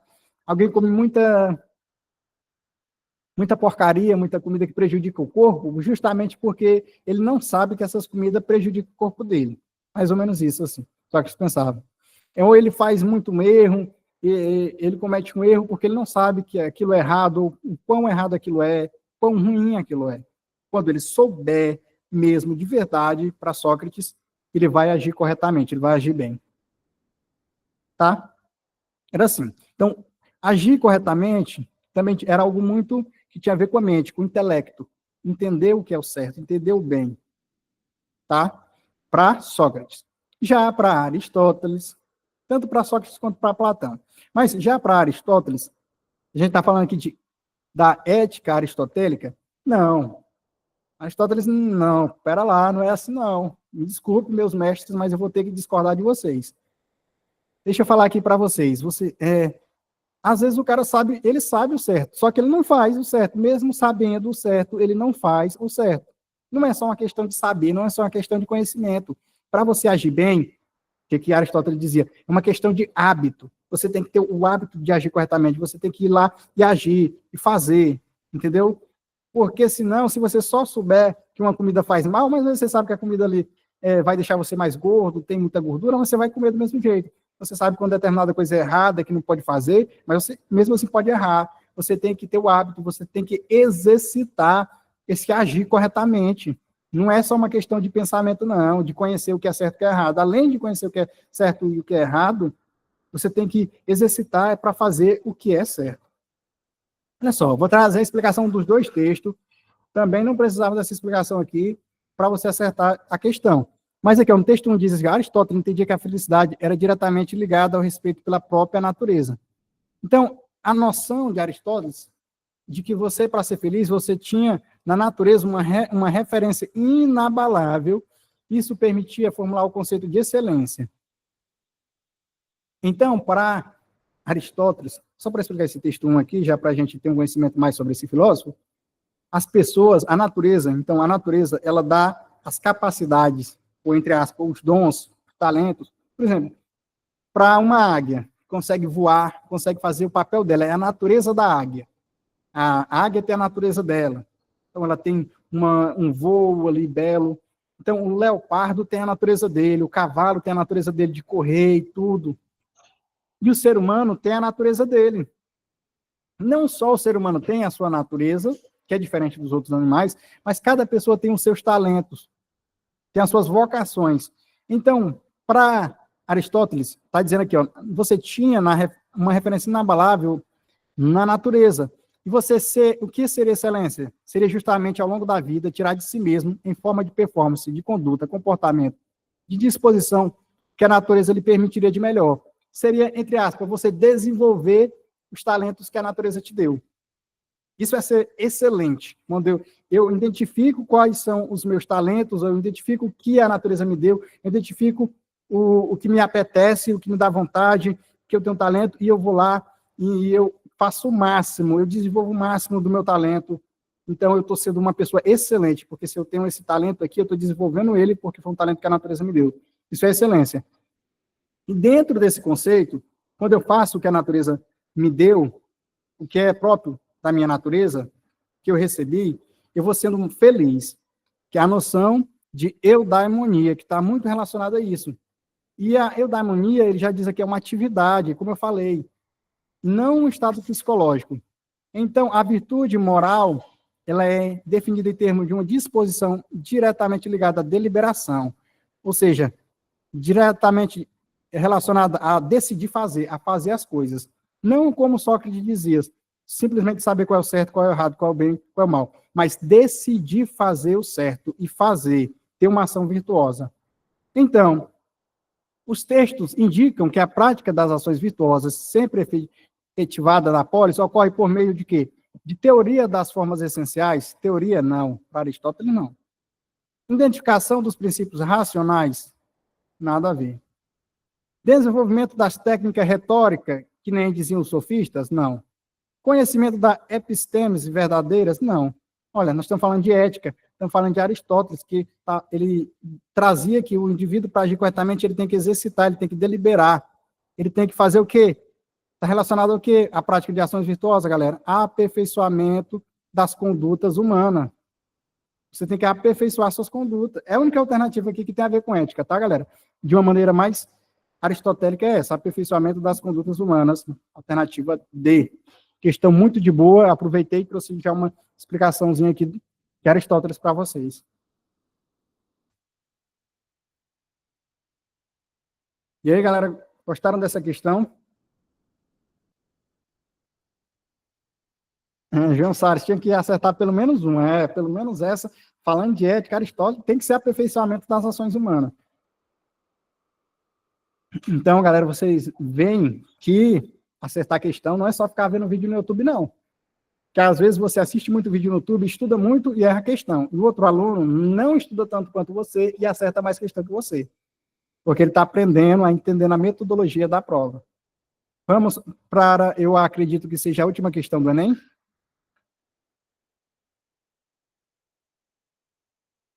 Então, enquanto você está aprendendo a responder as questões de fato na prática, o teu concorrente está lá, assistindo uma montoeira de vídeo, está dormindo, na verdade, uma hora dessa. Ele botou um videoaula no YouTube e está dormindo, enquanto a videoaula está rolando. Então, mais uma questão de boa. Essa questão aqui é muito interessante, galera. Ela foge um pouco dessa divisão de área temática da filosofia, vai para uma divisão mais de área histórica. Você já vê bem aqui, ó, filosofia contemporânea. Acabei apertando aqui no errado. Filosofia contemporânea. Filosofia atual, odierna. Filosofia do presente, do momento. E, claro, trouxeram... Olha aqui o livro que eles trouxeram aqui, galera. Quem gosta do livro ou do filme, A Culpa é das Estrelas. Bacana, né? Então, vamos ler aqui o trechinho aqui do A Culpa é das Estrelas. O livro é um pouco ou bem diferente do filme, mas tudo bem, ambos são muito bons. Eu sentia a falta do futuro. É claro que eu sabia, muito mesmo antes da recorrência dele, que nunca envelheceria. Era muito provável que eu nunca mais fosse ver o oceano de uma altura de 30 mil pés de novo. Uma distância tão grande que não dá nem para distinguir as ondas, nenhum barco, de um jeito que faz o oceano parecer um enorme e infinito monólito. Eu poderia imaginá-lo. Eu poderia me lembrar dele, mas não poderia vê-lo de novo. E me ocorreu que a ambição voraz dos seres humanos nunca é saciada quando os sonhos são realizados, porque há sempre a sensação de que tudo poderia ter sido feito melhor e ser feito outra vez. A culpa é das estrelas. O texto apresenta uma reflexão da personagem acerca de um problema característico da filosofia contemporânea, que trata das, alternativa A, implicações éticas, alternativa B, finitude humana, alternativa C, limitações da linguagem, alternativa D, pressuposição existencial, alternativa E, objetividade do conhecimento. Galera, deixa eu tirar aqui, tranquilamente.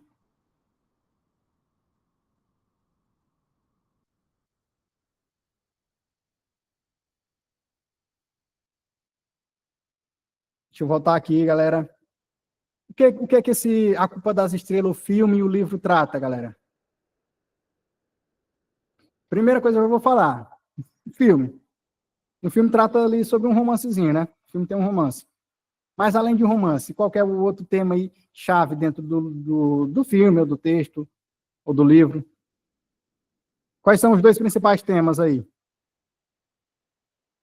Alternativa B, D. Alguém poderia me dizer aí? Alguém assistiu o filme ou leu o livro, A Culpa é das Estrelas? O fato de que ela doente, vivia ele saudável, morrer. A luta contra o câncer, mais ou menos. Exatamente nessa linha. O primeiro tema, um romance, tá? Esse não é o tema principal, não, mas morte. Não é isso? A doença na verdade, é um meio que leva o quê? A morte. O que preocupa mesmo é a morte, né? Vou já voltar para a questão, tá, Isabel? Vamos só discutir aqui rapidinho. Então, tanto o livro quanto o filme trata muito sobre essa questão de quê? De que está doente e que pode morrer, ou que vai morrer.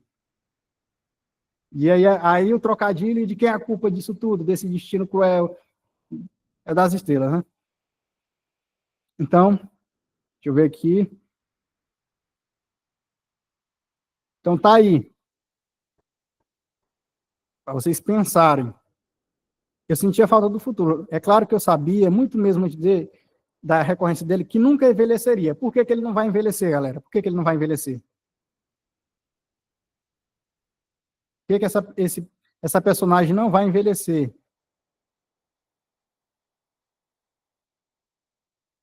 Claro que eu sabia muito antes da recorrência dele que eu nunca envelheceria. Que vai morrer. Era muito provável que eu nunca mais fosse ver o oceano de uma altura de 30 mil pés, tal. Ou seja, não tem muito tempo de vida para frente, para voltar, para repetir essas experiências dela. Eu poderia imaginá-lo, eu poderia me lembrar dele, mas não poderia vê-lo de novo. Me ocorre que a ambição voraz do ser humano nunca é saciada quando os sonhos são realizados, etc. Então, diante disso, você entendendo isso, qual que é o problema característico da filosofia contemporânea do mundo odierno? Vamos ler o texto e vamos entender. Letra E, objetividade do conhecimento. Não, galera, não tem nada a ver objetividade do conhecimento. Com esse texto, com A Culpa é das Estrelas, filosofia contemporânea? Não. É lógico, a filosofia contemporânea pode tratar sobre qualquer coisa, mas a gente está falando que dentro desse contexto não tem como marcar essa alternativa. Vamos ver aqui a alternativa C. Vamos ver essas que estão bem longe, que não tem nada a ver. Limitações da linguagem. Limitações da linguagem aí foi demais. Aqui não é filosofia da linguagem não, galera. Então não é a C. Essa questão aqui, olha a alternativa A. Implicações éticas. Também não está falando nada de ética, de agir corretamente, de agir certo. Restou para a gente duas alternativas. B, finitude humana e D, pressuposição existencial. Tá, galera? Aqui ficou meio... Inclusive, algumas pessoas queriam até recorrer dessa questão e tudo mais, porque poderia considerar até uma pegadinha, mas está de boa para a gente acertar. Tá, galera? Mas poderia gerar uma dúvida se é uma pressuposição existencial ou se é uma finitude humana. Mas está óbvio, galera, óbvio. Tanto o livro, quanto o filme, quanto esse texto, quanto a filosofia contemporânea, falam da finitude humana. Da morte, galera, finitude humana. O ser humano morre, se acaba, termina, chega num fim. É finitude humana. Não tinha outra coisa aqui para marcar. Pressuposição existencial dá uma um frio na barriga para você querer marcar ela, mas não se deixe levar, porque aqui não tem nenhuma reflexão dentro desse texto aqui, não tem nenhuma reflexão existencialista assim nesse nível aí. Fala simplesmente aqui que ele não vai envelhecer, porque vai morrer, personagem e tudo. Então, é a finitude humana, o ser humano perece, morre, chega ao fim. É, de fato, um tema da filosofia contemporânea, o fato de que o ser humano morre, né?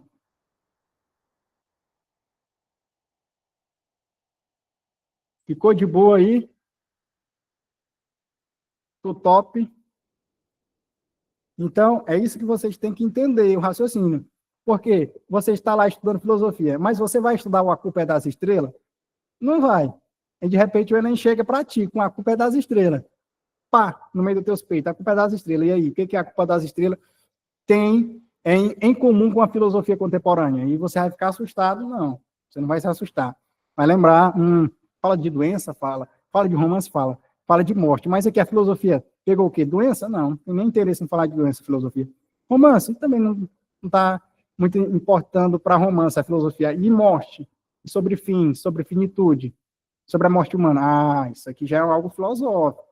Bacana, então é finitude humana. É o único tema que está lá. Eu e minha distopia fugindo dos romances com finais tristes. E aí já está pegando lá, é a única coisa que está dentro do A Culpa das Estrelas e que está dentro da filosofia contemporânea, justamente essa finitude. Aí vem o Enem tirando com a minha cara, exatamente. Você estuda, o Enem vai lá tirando com a sua cara. A aula tá de boa, tá tranquila a aula, galera. Dá para a gente responder só as 3 questões aqui do exato do ano passado. Vamos para as 3 questões do exato do ano passado e aí você já vai curtir o seu sábado e você já vai ter uma noção completa de filosofia no Enem e no exato. Porque você viu a resposta de todas as questões de filosofia do Enem e de todas as questões de filosofia do exato. Aí você já vai saber como de fato estudar e como de fato pensar. Bora para o exato, vamos embora para o exato. Que tá bem aí. Relaxa que lá vem o quê, lá vem o quê, lá vem o quê, lá vem o quê. O que tá vindo aí? Exato 2024. A gente vai ver ele agora. Não é para se assustar com essa questão. É uma pergunta sobre as escolas pré-socráticas, mas que você pode responder tranquilamente, suavemente, sem dor de cabeça. A questão 1 da prova da tarde do exato 2024. Beleza? Um dos aspectos mais fundamentais do saber, que se constitui nessas primeiras escolas do pensamento, e sobretudo na escola jônica, é seu caráter crítico. Isto é, as teorias aí formuladas não eram de forma dogmática.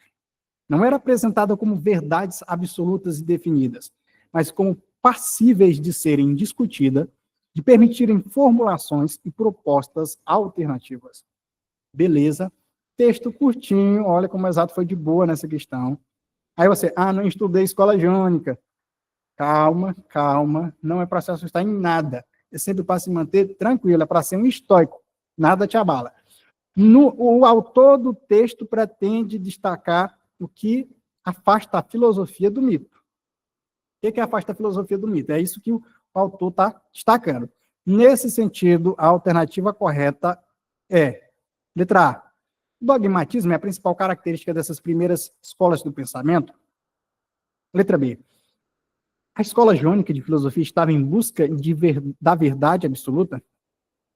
Letra C, a principal função dessas escolas de pensamento é investigar o caráter sobrenatural. Letra D, para essas escolas de pensamento, o saber deve estar sempre aberto à crítica. Letra E, a verdade não é uma preocupação dessas escolas filosóficas. De boa? Olha, essa questão estava de boa, galera. Muito tranquilo. Vamos lá. O que eu falei para vocês? 1/3 da prova de vocês é conhecimento, estudar. Um outro terço, 33% da prova de vocês é ler, saber ler, é interpretação. E o outro terço da prova de vocês, o outro 33%, é justamente você saber o quê? Você saber raciocinar, ser objetivo. Então, muito de boa. Um dos aspectos fundamentais do saber, vamos exercitar nossa leitura agora nessa questão. Nessas primeiras escolas de pensamento crítico, sobretudo na escola jônica, é seu caráter crítico. Então, a primeira coisa que eu sei que ela tem o quê, galera? Isso é escola. O próprio texto está dizendo, não estudei não. Beleza.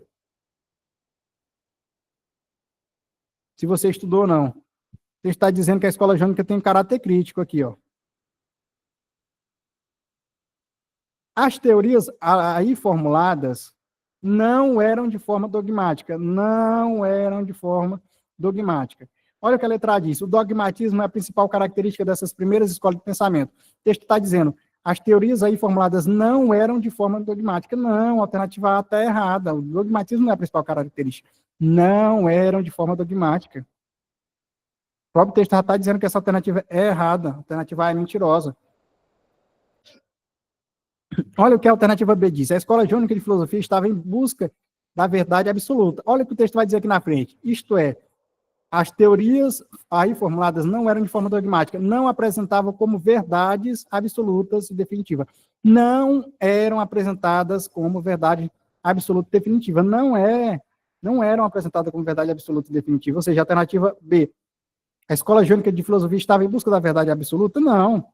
Já está falando no texto, ela não estava apresentando as teorias como verdade absoluta e definitiva. Só o texto já me matou duas alternativas aqui. O próprio texto aqui gritou na minha cara. Não marque A e não marque B. Um aluno que marcou A e que marcou B na TRI, na teoria de resposta ao item, levou uma punição gravíssima. Ficou com uma nota complicada. Porque tem isso, né, Enem? Eles não tiram ponto, mas de acordo com as alternativas que você vai marcando, você vai sendo atribuído nota para você. A principal função dessas escolas de pensamento é investigar o caráter sobrenatural. Em nenhum momento falou em caráter sobrenatural aqui, galera. Não tem como. A única alternativa aqui, ó, olha a D. Para essas escolas de pensamento, o saber deve estar sempre aberto à crítica. Olha o que diz aqui, ó. A escola jônica e seu caráter crítico. Olha a letra E. A verdade não é preocupação dessas escolas filosóficas. Não, nada a ver. Então, a alternativa correta aqui é a letra D, galera. Tá muito de boa. Para essas escolas de pensamento, o saber deve estar sempre aberto à crítica. Então, só para a gente já aproveitar e comentar um pouquinho. O autor pretende destacar o que afasta a filosofia pré-socrática, no caso, do mito. Então, o mito, ele era uma explicação dogmática. Explicação dogmática. Por que é que tal coisa aconteceu? Então, no mito você tinha, é porque o deus do sol fez isso. Por que choveu? Porque a deusa da fertilidade, mandou chuva. Então, é uma explicação dogmática, mitológica. Certo? Então, dogmática em que sentido? Não pode ser questionada. Então, no mito, você não questiona nada. No mito, você não tem essa relação de causa e efeito. Mas como é que essa deusa fez isso e por que ela fez isso? Não importa. Ela fez. Certo? Agora, na filosofia pré-socrática, são os primeiros filósofos da história, eles já vão estabelecendo algumas coisas. Primeira coisa que eles estabelecem é a relação de causa e efeito. Então, não é simplesmente, isso é assim porque é. Não. Qual que é a causa disso? Filosofia pré-socrática, seja eles, a escola jônica, seja aí todos os pré-socráticos, sofistas, os epicuristas, ou então também os estoicos, como eu já citei, todo mundo estava voltado o quê? Para essa questão, de que tinha que ter as causas e os efeitos.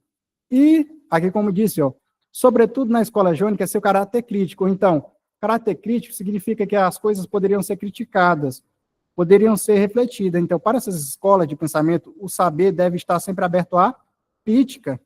No dogma, na mitologia, não. Você não pode criticar a deusa. Essa explicação está errada.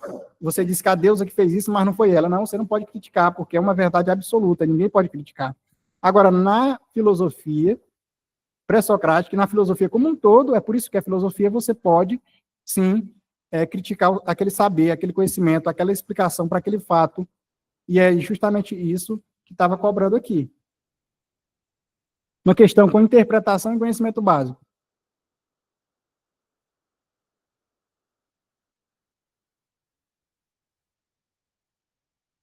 Afrodite finalizando o cabelo.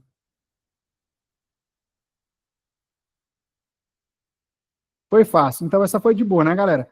Já vou para a próxima do exato, de boa, bem tranquilamente. Todo mundo gostou.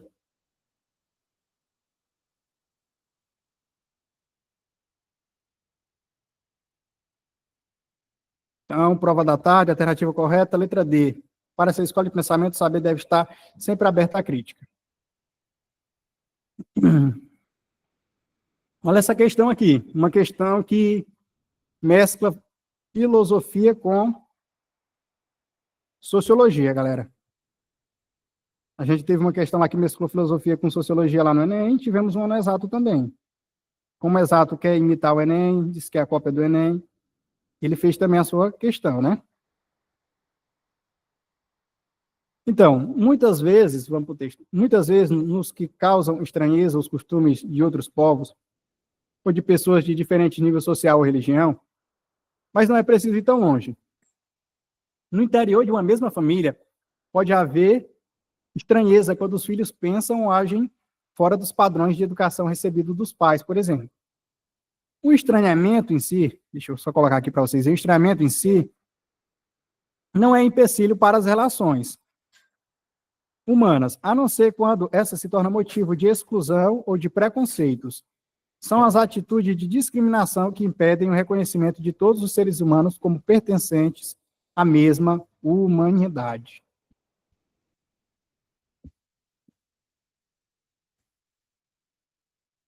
Então tá aí, esse é o texto.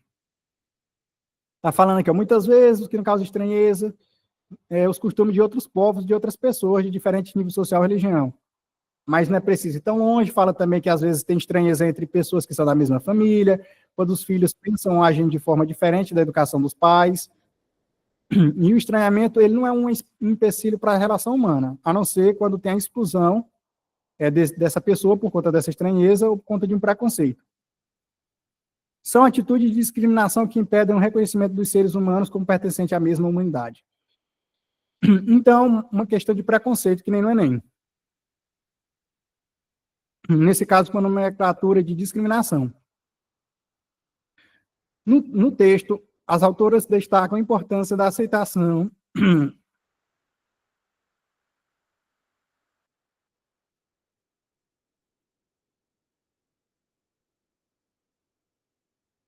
Eita.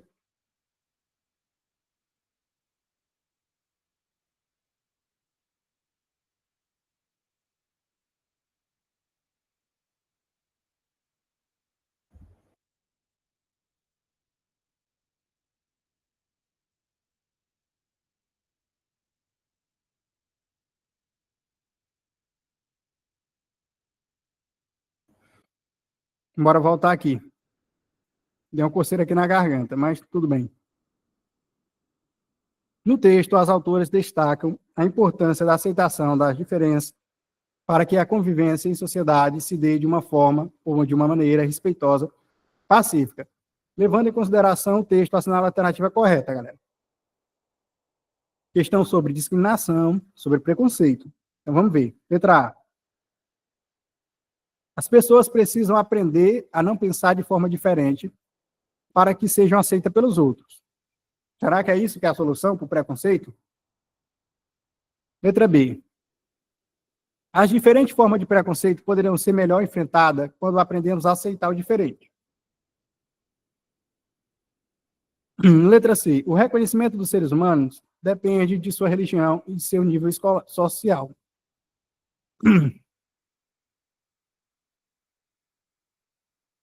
Alternativa D. Violência e a exclusão só poderão ser enfrentadas efetivamente nas escolas.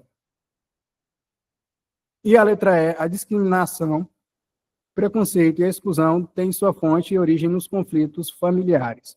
Qual que é a alternativa aí, pessoal?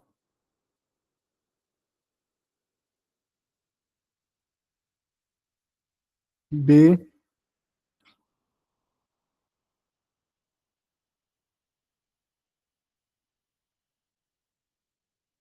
B de vassoura. B. B de bora ser aprovado. Com certeza.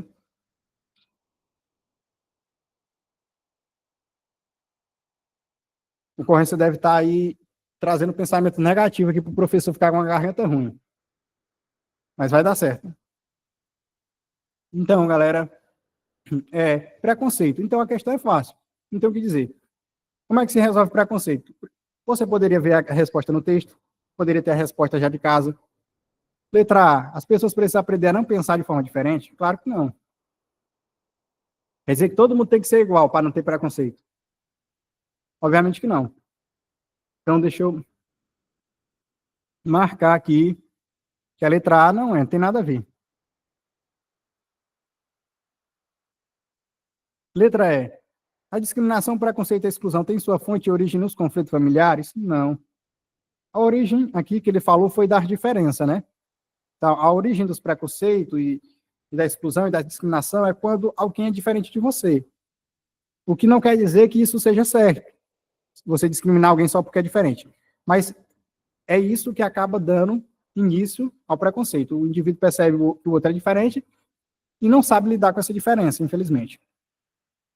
Então, letra E, não é a família que está gerando isso. Letra D, a violência e a exclusão só poderão ser enfrentadas efetivamente na escola? Não foi nada disso que o texto falou. Tem nada a ver. Letra C, o reconhecimento dos seres humanos depende da sua religião, seu nível social, não.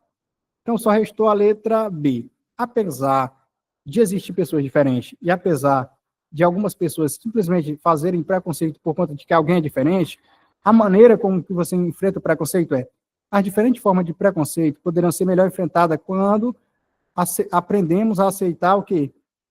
O diferente. Aprendemos a aceitar que, em primeiro lugar, que o diferente existe.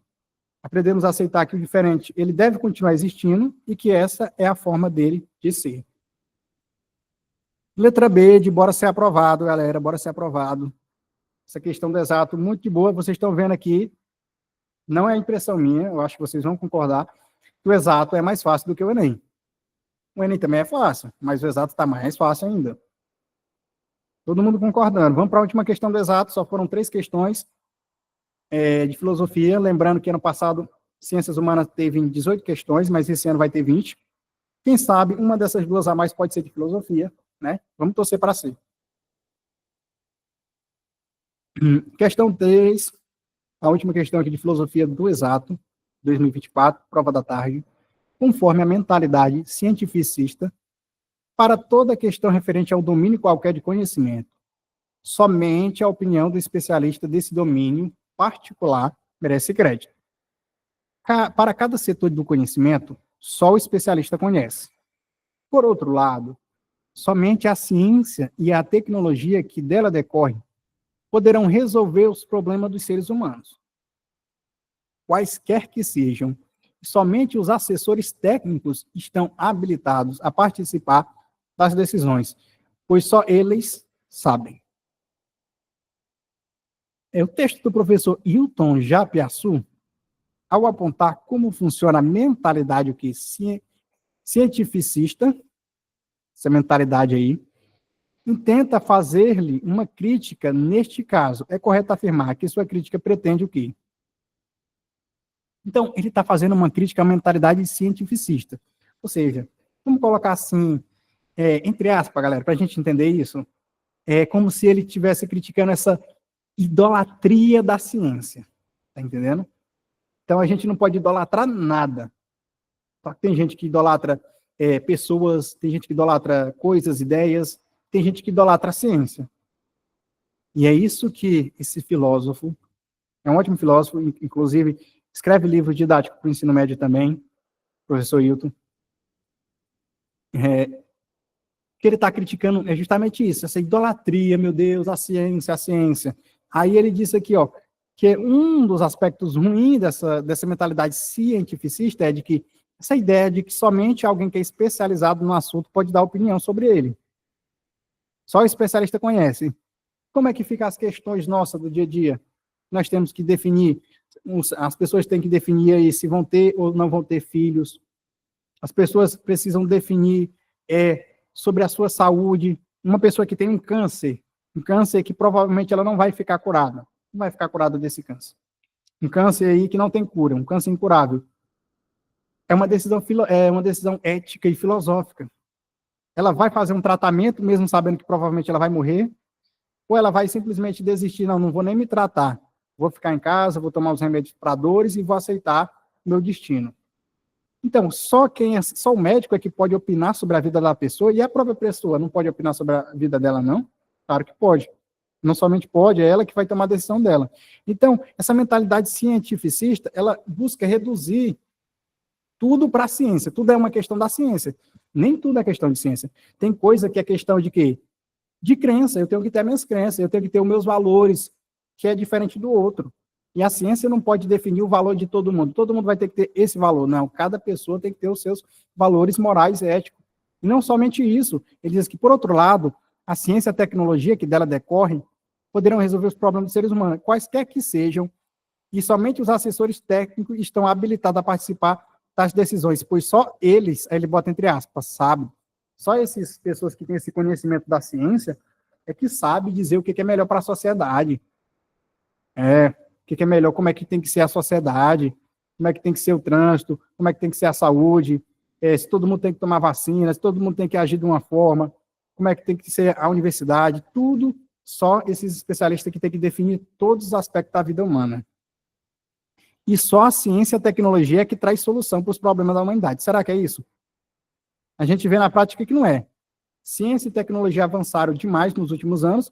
Nós estamos aí tendo gerações de pessoas ansiosas, depressivas. Será que a resposta ou a solução para esses problemas humanos estão na ciência e na tecnologia? Não. Não é só a ciência e a tecnologia. Então, ele faz uma crítica a essa mentalidade cientificista. Então, é correto afirmar que sua crítica pretende o quê? Alertar para o fato de que as tecnologias e as ciências estão acabando com o planeta? Não é bem isso que ele está falando, mas beleza. Vamos para B. Mostrar que a mentalidade cientificista está transformando o mundo em um lugar cheio de problemas? Vamos para a letra C. Destacar que as decisões sobre ciência deverão ser sempre apenas de termos, apenas de técnico e especialista?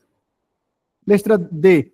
Mostrar como a tecnologia está resolvendo todos os problemas da humanidade de forma exemplar. Letra E. Apontar o grande risco desta mentalidade cientificista, que é o, de fato, afasta cada vez mais as pessoas das decisões sobre suas vidas. Então, qual a crítica que o professor Hilton está fazendo à mentalidade cientificista? Vou repetir, letra A.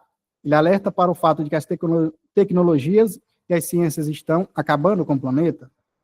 Letra B. Mostra que a mentalidade cientificista está transformando o mundo em um lugar cheio de problemas. Letra C. Ele destaca que as decisões sobre a ciência deverão ser sempre apenas de termos, apenas de técnicos e especialistas. Letra D. Mostra como a tecnologia está resolvendo todos os problemas da humanidade de forma exemplar. Ou letra E. Aponta para o grande risco desta mentalidade cientificista, que é o de afastar cada vez mais as pessoas das decisões sobre suas vidas. Então, galera, deixa eu ver aí, todo mundo respondendo, todo mundo tem que responder essa questão, todo mundo. Todo mundo bota aí no chat a sua resposta. Letra E, letra E. Todo mundo respondeu E. Será que é isso mesmo? Será que é a letra E? Será que está todo mundo certo ou será que está todo mundo errado? É claro, galera. Letra E. Resposta correta. Então, a nossa última questão. Deixa eu só projetar aqui para a gente. Então, o que o professor Hilton está apontando para a gente aqui é justamente isso mesmo que vocês pontuaram, né, galera? O grande problema, aponta o grande risco dessa mentalidade cientificista de afastar as pessoas das decisões sobre suas vidas. Ah, não, quem tem que decidir sobre o meu estado de doença é o médico. Não tem nada a ver com isso. Mas é você que sente a dor, é você que está doente, é você que vai se tratar ou não. Ah, quem tem que decidir sobre como vai ser construída as coisas, uma praça, uma ponte, etc., são só os engenheiros. Não, eu tenho que opinar. Não, isso eu acho que essa construção pública vai ser boa, eu acho que essa construção vai ser ruim. Quem tem que decidir sobre tudo é só o cientista, é só o especialista. Eu delego as informações da minha vida para os outros. Não. O cientista, o especialista, ele pode te ajudar. Você vai ouvi-lo, vai ver a opinião, a parte técnica. Mas as pessoas, elas têm que tomar as decisões nas suas vidas, sobre suas vidas. Tá? E o professor está criticando isso. Essa noção de que só os especialistas é que podem tomar as decisões. Então, letra E aponta para o grande risco desta mentalidade cientificista. Só para a gente se despedir aqui, galera, finalizar a aula, meu muito obrigado, meu ótimo sábado, trazendo 2 fotos minhas, uma foto quando eu fui aprovado, para você se visualizar aprovado daqui uns dias. Estava com cabelo grande, barba grande, até a foto tem a qualidade ruim, então faz parte da vida, esses dias, cansado de tanto estudar e de uma maratona, de ter ido fazer prova em Araguaína, dormir em hotel e tudo, aquela loucura que era o UFT antigamente, não tinha um exato, de ter feito o Enem em 2 dias, cansativo, ao lado do meu colega Lucas, que também foi aprovado em medicina, na Federal. E depois, do outro lado aqui, uma foto minha já estagiando lá em um hospital em Sítio Novo do Maranhão, já no meu 5º ano, no curso de medicina, bem mais tranquilo, a barba já feita, cabelo cortado, tranquilo. Então, a vida do estudante é assim, né? Num sábado ele está estudando, no outro sábado trabalhando, no outro sábado ele está descansando. Mas o importante é que todo mundo vai conseguir os seus objetivos, tá, galera? Interromper aqui a gravação, desejar